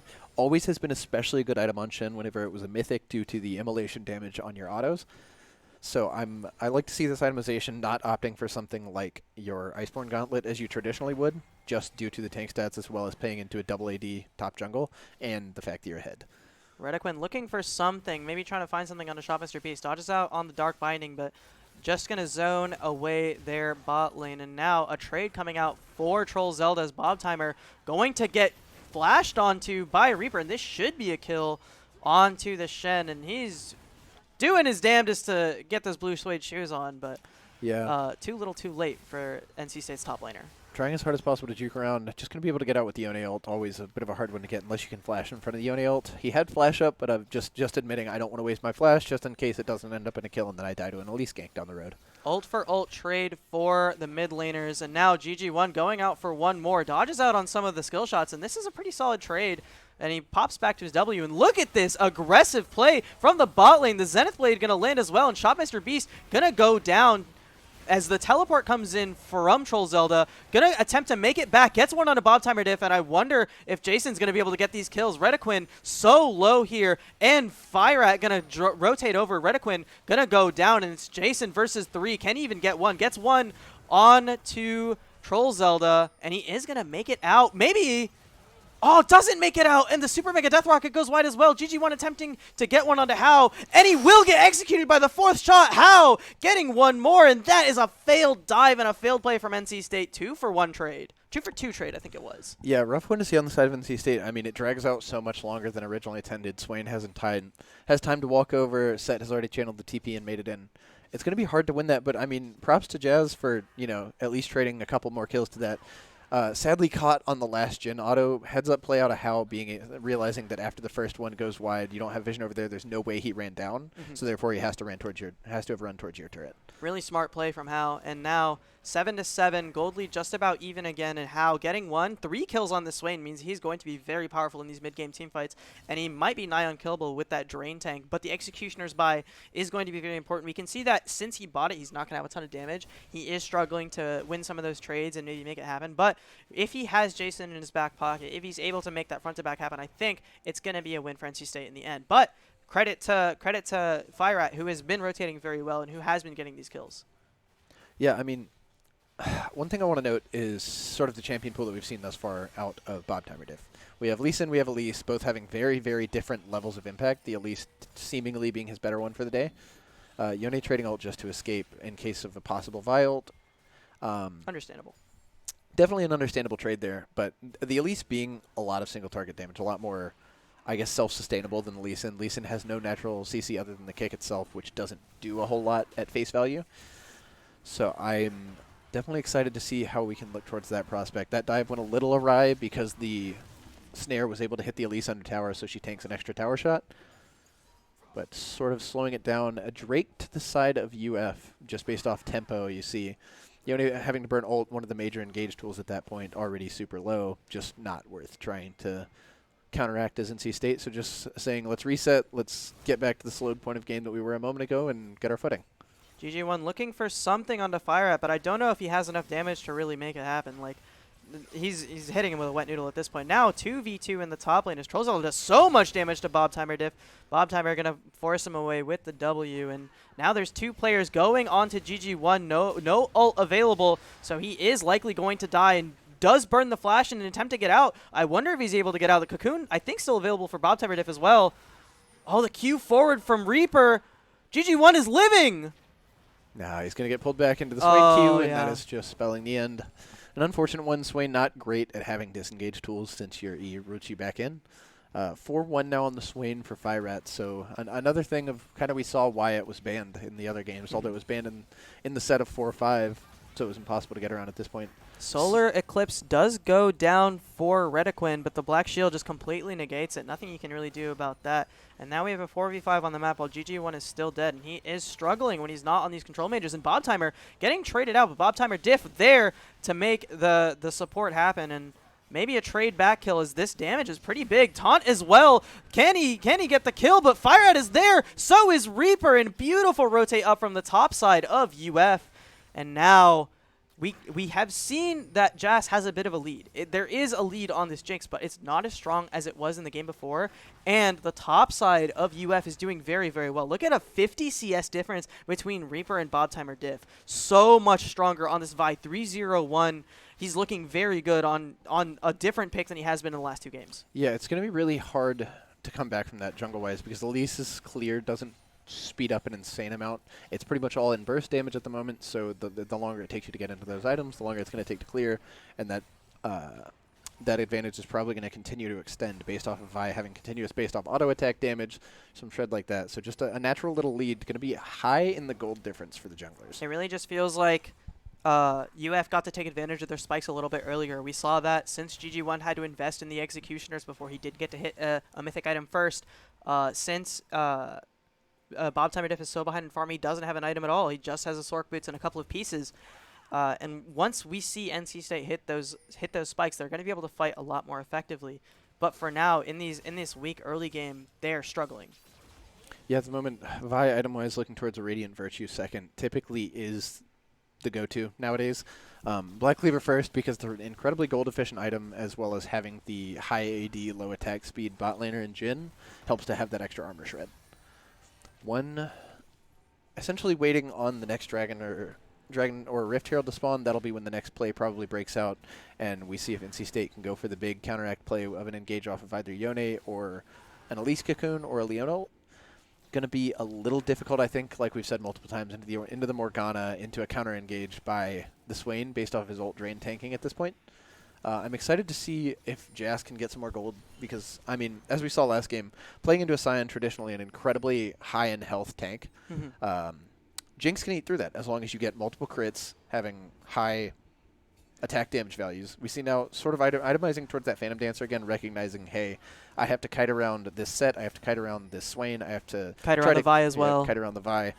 Just gonna be a difficult one to play out overall. Like we said, not such an easy defensive tool as the Thresh Lantern. Shen ult being a bigger shield, but also putting Shen in a very vulnerable position after. The bot lane for UF is also keeping up a lot better than they did in the last couple of games. This Jhin is proving to be a bit more of a threat than the Veigar was, and the Morgana proving that it is a great counter pick into this Leona. Almost renders her mute when you're in that bot lane 2v2 because the Black Shield just negates pretty much all of her engage. Yeah, I mean, forced into a melee versus range matchup on the side of Leona, as well as it just being one of, if not the biggest counter, it makes bot lane feel pretty much unplayable. W used really early out of Bob Timer, but a counter taunt walking up trying to go for a counter engage. Nice little Big attempt burst here from NC State to make it back, but so much damage from Troll Zelda. Finally, the trade goes down as Bob Timer Diff going to make it happen on a Troll Zelda. GG1 also here to help try to destroy the Rift Herald. That's an inner turret dead and a 1-for-1. I think that is a favorable trade for UF. Tempo-wise, we see a bit of a swing. Vi having to reset and all of NC State walking straight towards mid, get mid prio, and then walk towards the dragon that just spawned.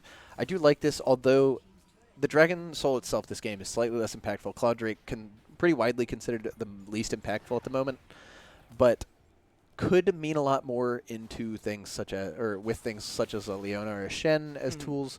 Having the move speed off of your ult means after the Shen is channeled, you have a lot higher engage tool, or after the Leona ult has channeled, you get to move a lot faster forward, get your Zenith Blade follow up into multiple CC chain.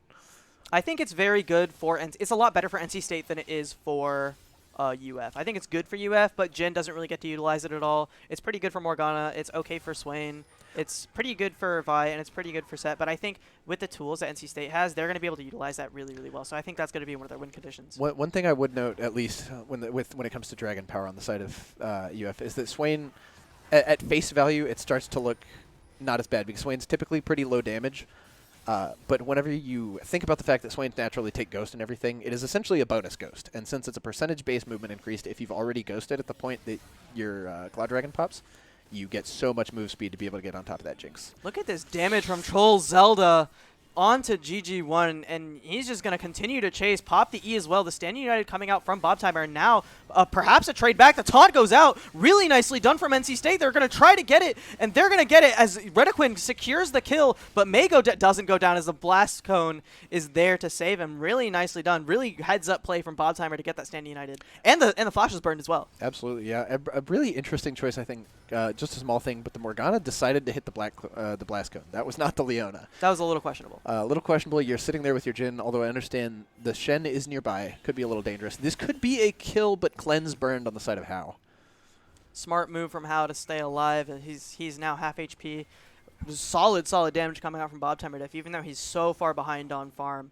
And now looking at these CS numbers, a 30 CS lead for Jas over this Jhin, and now Bob Timer going for something on the fire at, but the TP coming in from Troll Zelda is going to negate anything that he wants to do. And now we have a 4v2 in the bot lane as 3 members of UF are hovering mid. Yeah, I like that play overall. The counter TP by Troll Zelda, but although overall I think it was really smart on the side of Bob Timer. You go in just enough to make them recognize the threat, take the TP bait, and then now you're on a bit of a TP desync between the Shen's timer and the Set's timer. It's not super huge at the moment, but it should be up at the point that there's another team fight to go for. So Shen can get that side lane pressure, get to walk ahead, try to push down a tower while Jas safely farms. GG1 also has his teleport available, so he can look to make a cross-map play after split pushing or make it back to the Baron if they choose to try to get some control over here, as well as Bob Timer's ultimate's going to be up very soon, so that Stand United is going to enable him to split push as well. So much map pressure is available for this NC State squad. They're going to be able to take so much map control and be able to rejoin fights really quickly. And now we see Reaper posturing towards the bot lane, maybe attempting to punish GG1, but he's just going to be able to walk out. Yeah, one thing I'd like to see on the side of NC State this game, based off the comp, you have Shen, a really great side laner, with his ult as a tool to get back joined up with the team, and then Yone, high auto attack speed champion, really good at split pushing. I'd really like to see them opt into the 1-3-1, at least here in the mid game, long enough to sort of get farmed up on the Jinx, get farmed up in the Yone, get Yone spiking around a 2 to 3 item slot as soon as you can get the IE. Another pause, seemingly. We have been plagued by network issues the entire Yeah. time. If anyone's going to flame something, I think we should flame the University of Florida internet because they've had a lot of disconnects It's true. overall. Across multiple of the players we saw earlier on, it was, I believe, Troll Zelda having a lot of the DC issues. This game looking to be the Vi having the DC issue. Just going to wait for a second. Looking over the game state overall, I mean, it's definitely swung over towards UF. It's not an unbearable lead. It's only about 2,000 gold. A Cloud Dragon, which doesn't present a lot of gold value in and of itself. The one thing that I would note is that it's going to take the Yone a while to get caught up. Yone having an item and a half, almost 2, but the second item had to be a utility item, not just raw damage. Whereas the Swain already has his utility item, already has a staple on Rod of Ages, so he's going to keep scaling just by letting time pass. I believe he may be at 10 stacks now, but still having a lot of tank stats. It's going to be hard for them to burn through unless Jazz can get some more gold injected. He's 3-1, bought a pickaxe now, I believe, probably heading towards the IE. Overall, IE going to be a really big spike here. Not a lot of armor on the side of University of Florida at the moment.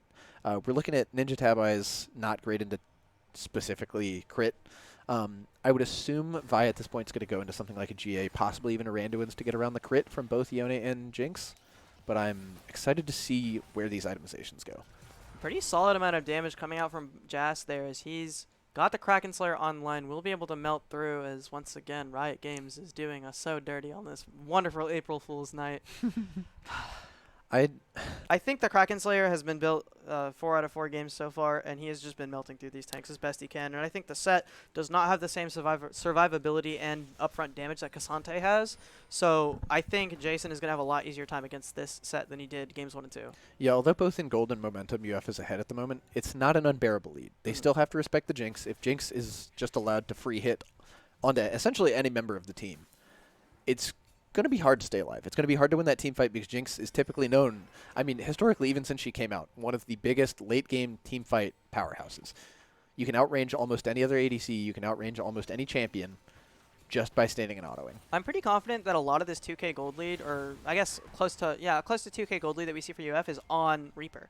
And Reaper has been very strong this game, but that's not the end of the world for NC State, because imagine if it was on the Jhin or if it was on the Swain. And the Swain is very strong as well, but you can see GG1 keeping up in CS as best he can in this melee to range matchup. So this is looking like a lot of that gold is in Reaper's pocket. Yeah, I mean, just based off the CS lead, it's hard to imagine it's anywhere else. I mean, it could be definitely a lot of it stuck on Fireat because, I mean, at this point you see the scoreline 4-1-1, although even with CS, he's probably sitting on enough gold to buy his Demonic Embrace, which is what I assume he's going for now. Really strong in the Swain, as like we said. Swain, although not a tank, is essentially the equivalent of something like a Gwen, something like a Sylas. It's a very lingering fight, drain, almost tank AP bruiser. It's a like bunch of words. It is now a 1-3-1 situation in which Bobtimer is in the top lane, GG1 is in the bot. Both have TP available, at least with the Shen ultimate does Bobtimer have it, and his teleport's coming up very soon. And now it's going to be a little bit before Troll Zelda can match that TP from Shen, so maybe we're looking for something.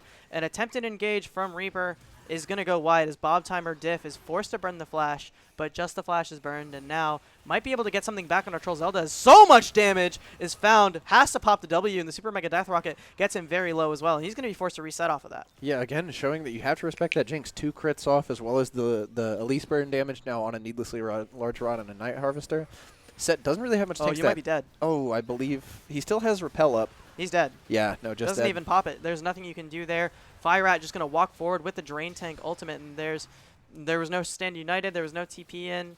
Bobtimer Diff is just getting caught out there. Yeah. But GG1, so much space on this bot lane, gets an inner turret, and it might be able to back off of this. I think he's just going to go for the fight knowing that Shen ult is up, but it's going to be kind of hard. I mean, this set does a lot of damage still. A beautiful Q back through so that you dodge the damage. Does have Shield Bow available, so it's looking pretty good for this Yone. The W pop does go through, but now nice reaction from UF to go straight for the Nash, and I don't think NC State has a reaction to it. They're going to give it up, and they're going to go for Dragon instead. I don't know how much I love the immediate back off from the side of NC State. You know that you at least have another 10 to 15 seconds that you could walk up and hit that turret. You may not get the turret, but getting any form of chip damage onto that inhib turret is just pressure. If they essentially stay topside a little bit too long later on down the game, you're going to have cannon minions walking up, slowly, like we say, chipping. And when left in isolation, the lane that's pushing is going to get towers. A solid objective trade for UF as they lose out on Troll Zelda's life, but they do get the Baron back in response, and the Baron is going to be very strong right now. They're going to be able to push a bunch of lanes, and with how strong Fireat is, I think he's going to be one of the main users of this Baron buff and try to force down an inner turret. But turret does go down in the mid lane for NC State, looking very good. And now we're just going to look for UF to try to force down a couple of inner towers. They have the mid inner tower and the bottom inner tower available to get. And GG1 going to look to match some kind of split push, I assume.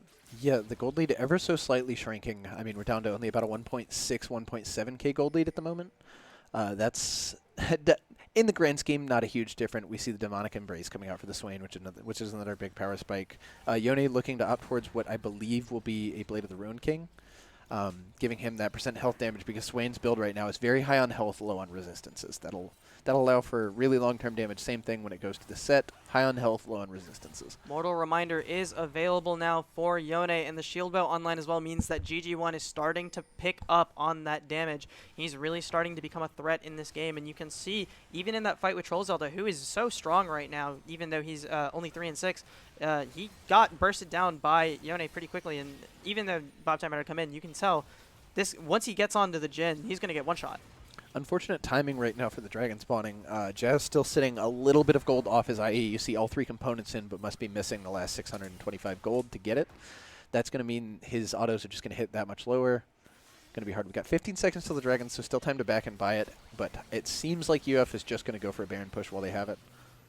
They're not even going to get a tower yet. They have to. They're trying to force something down, but NC State's poke is so strong that they're just not able to do anything. And this Canyon Minion is going to go down, and they have to wait for another wave now. Yeah, I mean, this should just be the tower going down as we saw Sliver of Health still posturing forward very heavily. Shen on the bot side looking for a counteracting push, but Set's trying to back at the moment. If Set goes back, Shen just cannot contest him at this point in the game. Barely gets it off. Nice try from GG1 to stop the back and stop the reset from happening, but look at how far up Bob Timer was. He got minions all the way to the inhibitor turret, and now Infinity Edge online for Jazz means that this Jinx is going to hit like a truck. Any team fight that they get into, this Jinx is going to be shredding through everyone and anyone. Yeah, I mean, no true tank on the side of UF this game. Set, again, Juggernaut. Ability to stay alive through his W and Gore Drinker. Vi, pretty tanky due to things like Radiant Virtue, the Guardian Angel soon. But other than that, it's all just health damage. So these crits are still going to hit at their full bonus value. Going to be really hard to stay alive through these constant Jinx autos unless you can get some sort of big play through Vi ult or through sort of a flash ult out of Set. Once again, NC State's win condition is on their hyper carry from the bot lane, Jazz, who has been so impressive this entire CLoL season. They are still down 2-1 in this best-of-5 series, so they need to take this game and one more if they want a chance at the grand finals in CLoL South, and they want to punch their ticket to nationals. This is a do-or-die game, and with a gold lead slightly in favor of UF, their backs are against the wall. This is so important for Jazz to be able to find those big crits, and as we approach the 30-minute mark, we're going to see some explosive fights around these dragons and around these barons. Yeah, I mean, there's no way to understate it. This is a very important game. Although there is a match to be played out after, as the third place team in CLoL South will still be allowed to go to nationals. Winning this game here guarantees you a spot in the finals and guarantees you a spot at nationals. Nice little trade out from Bob Timer Diff onto Reaper, but no dice for either team as they're just going to clear out vision into this jungle and get set up for this dragon, which is spawning in 45 seconds. Jazz is so strong right now. At 3-1-1 on this Jinx, not having the same scoreline that he did before, probably because he hasn't had as easy of a bot lane as he did in the last couple games. But he is still very effective and is still going to do a lot of damage. And GG1 going for a trade on a Troll Zelda, going to take a lot of damage here.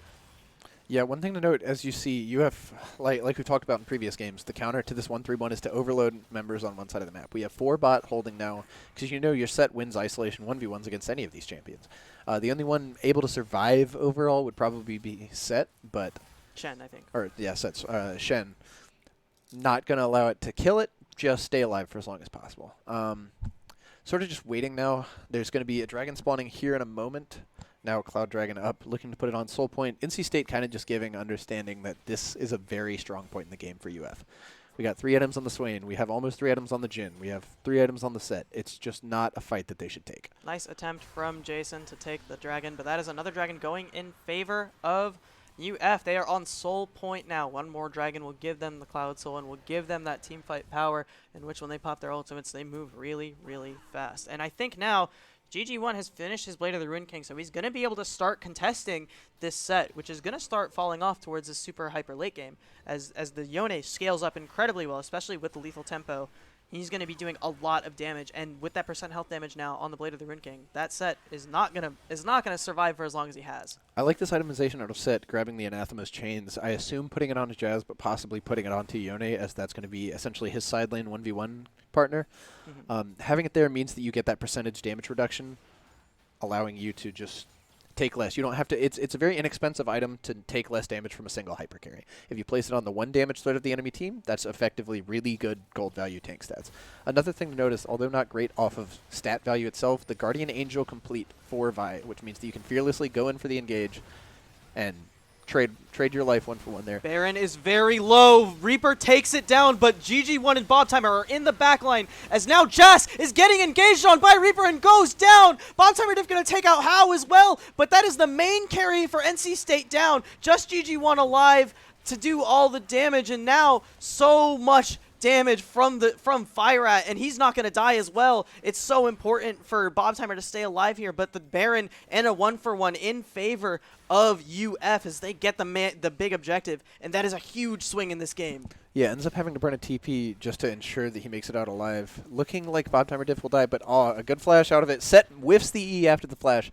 Many sums traded, but still a kill benefit to the side of UF. And now UF can just walk it down into this mid lane. There is nothing that NC State can really do without their Jinx. They have to wait for Jazz to be back alive, and this is going to be a free inhibitor for the side of UF. Really nice momentum swing here, and they're just going to be able to back off as well. The Black Shield protecting Troll Zelda from any engage on the side of NC State.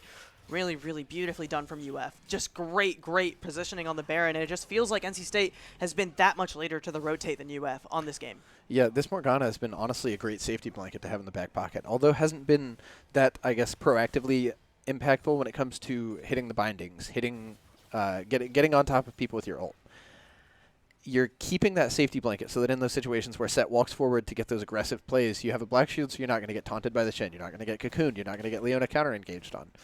I mean, it's just going to allow for these longer-term fights to benefit the side of UF. I have absolutely loved the cross-map moves that UF has made. Their macro game has been really impressive. Their rotations onto these objectives have been so impressive, and it just feels like NC State has been one step behind on getting to the Baron, getting to the Dragon, getting their vision control set. Look at how many wards are in the blue side of the jungle, close to that Baron pit. It's littered with red, and UF can really see everything on the side of the map, and it just makes it so much harder for NC State to get in.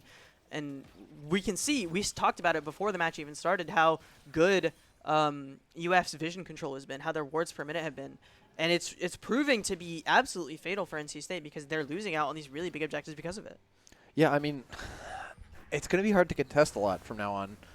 One thing that I'd like to note is the itemization from the side of Vi and Swain right now. You see the full Warden's Mail going on right now. Oh, possible pick onto Troll Zelda as he pops the ult onto Retiquin. The Solar Eclipse does come out as well, and Jazz is just going to do so much damage. Avoids the W, and that's going to be Troll Zelda going down. Actually, Reaper goes in onto Jazz, and Troll Zelda survives for a little bit longer. Jazz is taking so much damage.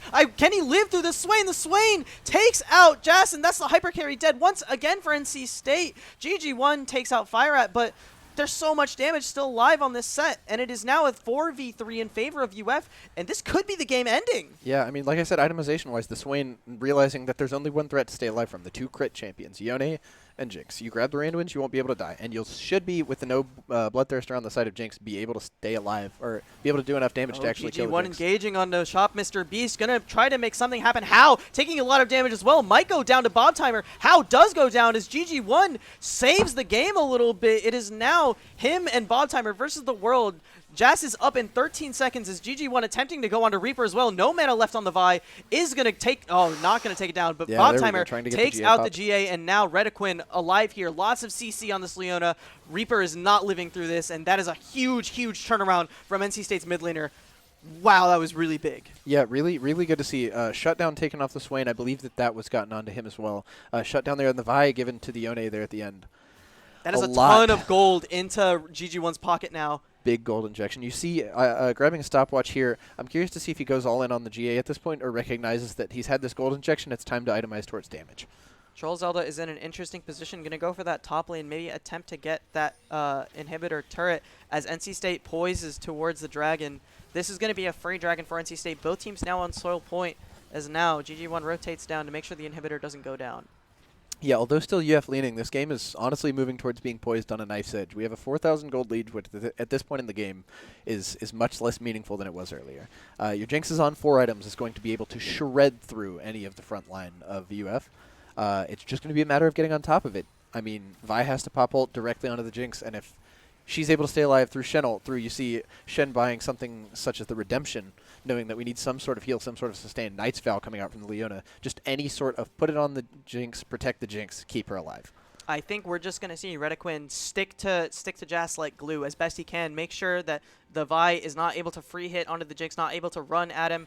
And even if they do run at him, I think Jas, with the Phantom Dancer in his back pocket, is going to be able to kite away at least a little bit. So it's pretty much all on Jas in order to make this happen. And GG1 does have a lot of damage. He is able to be that secondary damage threat, but there's so much damage coming out of this Jinx, and it's a large percentage of what NC State's going to be able to do in these team fights. Yeah, it's reached that point in the game you see elixirs being bought, specifically by GG1. He understands probably won't have time to buy my IE as my last item, so therefore I need as much gold value, or as much item value out of as little gold as possible. Oh, Flash Solar Eclipse does go down as Fire does not heat anything. As now GG1 in the back line, Shot Mr. Beast going so low. The W does take him down, and that's beautifully done from NC State. Bob Timer trading with Trolls out on the bot lane, but it doesn't matter. Look at the mid lane. Mid laner's going crazy, and now Bob Timer trying to stay alive. The Redemption bot. Oh my god, the flash over the W, and just Jason taking down stuff in the mid lane. There's so much going on. It's looking like a NC State win. There's so much happening. Oh, barely trading the side Bob of the set, Timer the Shen. makes it happen. The solo kill from him, so important. Jas is still alive, and an attempt from Hao to take out Jas, but Bob Timer Diff gonna take out Fire and look at how low NC State is, but it's a 1v5 as it's just Hao, and now NC State can walk up the mid lane and go for anything. They can take the whole base, I think. Look at how, well, the death timers aren't super long. 10 seconds on Reaper. Gonna say, looking at 15, Jazz being really low at this point. Gonna look for the reset. Nothing huge to gain objective-wise, but that is, again, a large gold injection. This is what we need at the moment. NC State needs to be able to get these final items to make sure that they stay alive, have just enough damage to kill this Swain. Swain still taking low damage. Oh, the Jhin crit. Oh my god, Hao! What a play from Hao to take out snipe. Redequin. And that is a 50-second death timer on the support of NC State. There aren't any major... The Baron is alive now. So, a 4v5 on the map. Once Fire comes back alive, 40 seconds still on Redequin, and that's a huge engage tool for NC State. This is so big for UF. Moving up towards the Baron, I wouldn't expect, although it looks as though they're committing a TP, they're going for it. This is a pretty slow Baron take overall. No Bork from Set, as well as Jhin being pretty low continuous damage. And it looks like they're going to back off as GG1 is TP'd into the backline. He does so much damage, and Shen is going to join him with the Stand United. So much damage onto this Vi, and it's on GG1. Vi is going down. Jinx allowed to free hit on the backline. Jas gets one. Troll Zelda getting back onto the Jinx, but no damage coming out from Troll Zelda. Fire does come alive onto the fight, but Set takes out Yone, and it's now going to be just Jas alive for NC State to take out all the damage. Bob Timer attempting to tank out, but Fire takes out Jas, and that is a huge fight for UF. Baron alive as well. What a fight. Fire takes out Jas. That is such a big swing. 50 seconds on this Jinx, and it's just the Elise and the Leona, and there's no damage to save them. The JW blocked there by the Leona, barely to save the Elise. A good juke away from the Morgana to make sure that you don't die there, but you have to imagine this has to be at least 2 inhibs down, if not the game. I think the game might be over. Hao might just be able to end it. He does so much damage in this late game. Jas going down in that last fight to Fire just is so huge. 15 seconds on GG1. Bob Timer Diff and Redequin have the whole world against them. One Nexus turret does go down. 9 seconds on GG1. Redequin goes down as well. It is 1v4, and a Nexus turret is going to go down. So much damage. How goes down, and GG1 making an attempt, but Troll Zelda not going to go down. That's 3-1 for UF as they take the series. They're going to take the semifinals, and they're going to book their ticket to Nationals. Yeah, I mean, definitely a great series out of UF. Definitely a great series out of UF. I mean, a lot of great plays to go out of that game, especially the Cassante out of Troll Zelda. I mean, he was just such a monster this series. Even on the set, although scoreline-wise not the hugest impact, if you look closely at it, I mean, he had incredibly high damage. I believe, what's that, 28,000? Yeah, most damage in the game out of Troll Zelda, while not on a positive scoreline playing the set. This top lane difference was the difference maker here. I think Troll Zelda, if I were to pick an MVP for the side of UF, it would absolutely be him. Even after the rough game 3 that he had, he turned it around on the set, made it happen, and was doing some great stuff. Almost had a huge comeback at the very end for NC State. Super, super close. That last Baron fight was so close, but Jas unfortunately went down on the Jinx, and there was nothing more to be done after that. UF just marched it down into the base, and that's the series. 3-1. Congratulations to UF making it to grand finals. They're going to be playing the winner of, I think it's UST and LG Premier Longhorn Gaming. I believe so. I think overall, I know Longhorn has been pretty favored. I believe that they were the one to take they were the only one to take off. State. Yes. So NC State going to be playing the loser of that match as well in the third place match. GG's to all of our players. Any final thoughts? I think great series. I'm looking forward to the third place match, and I'm looking forward to the grand finals as well. Absolutely. UF sort of on a tear. I know, so at least huge upsets for both of them. Yeah, from inklings that I've heard, they were not, I guess, prior to the tournament expected to go this far. But I mean, they're on a great run, and you can see out of that, Troll Zelda showing that he can really have those high impact moments. One thing I'd like to note, I mean, the Swain out of Firat, just a really, really great pocket there. Did exactly what it needed to there in the final fight, got the root onto Jinx, pulled her back in, and barely was able to get the kill without going down. Super, super nicely done. I think the mid lane was a really big turning point as well for UF. It was really, really good stuff from Firat. He's been so solid the entire series. I don't think he had a single bad game. No. And credit to GG1 as well, who top damaged this game, 37,000 damage to the Yone's name, and he did his best to try to keep NC State back in the game, but too little too late at the very end, and that's GG's. Yeah, Shake I mean, my hand. Overall, I think looking forward, everybody should look forward to that finals match. One, I guess, silver lining here for NC State and for whoever happens to lose the LG Premier, as we said, versus UT Austin. I think so. Whoever loses that match, you still have that third place match to play out, where the winner there still gets that slot at Nationals. And that's really what all these players are playing for, is to be able to play Nationals, try to make it to that true, I believe, possibly an in-person event, a LAN event. I hope so. So I guess we have to look forward to the future. But yeah, really huge congrats to University of Florida here. They all played well. Troll Zelda, I would say personally, my series MVP as well. Absolutely show outs on the Cassante. I would say to any team looking forward against them, you should probably ban Cassante. You can't let it through. I mean, he's a monster. Thanks so much for watching, everyone. Keep it posted at Esports at NC State. We're going to have some matches next week. Valorant's coming up on Tuesday. Valorant Red is playing against Fisher College, which is sure to be a banger. And we're going to have the third place match streamed on this Twitch as well, probably from this beautiful, beautiful arena. Huge shout out to the UNC Esports Gaming Club for letting us use their studio and for helping us produce. Shout outs to Henry, our observer, who has absolutely been killing it here. Appreciate you guys so much for having us. Shout out Rami for being our third caster, even though he had to miss out on the last game. Unfortunate for him, but you know what? It's all good. He'll be back next week, I'm sure, whenever we're streaming the next game. So thanks all for watching. Appreciate you guys. Keep it locked in at Esports at NC State. Follow us on Twitter at Esports at NCSU. Love you guys. I've been Avinash, North Carolina. With me today has been Preston, Mr. Fluffies, Presto, whatever you want to call yourself. We'll figure it out. Yeah, Presto, Mr. Fluffies. You can find me on most socials there. But yeah, thank you all for being great viewers. Thanks for the great series, and look forward to the next. We'll see you guys later.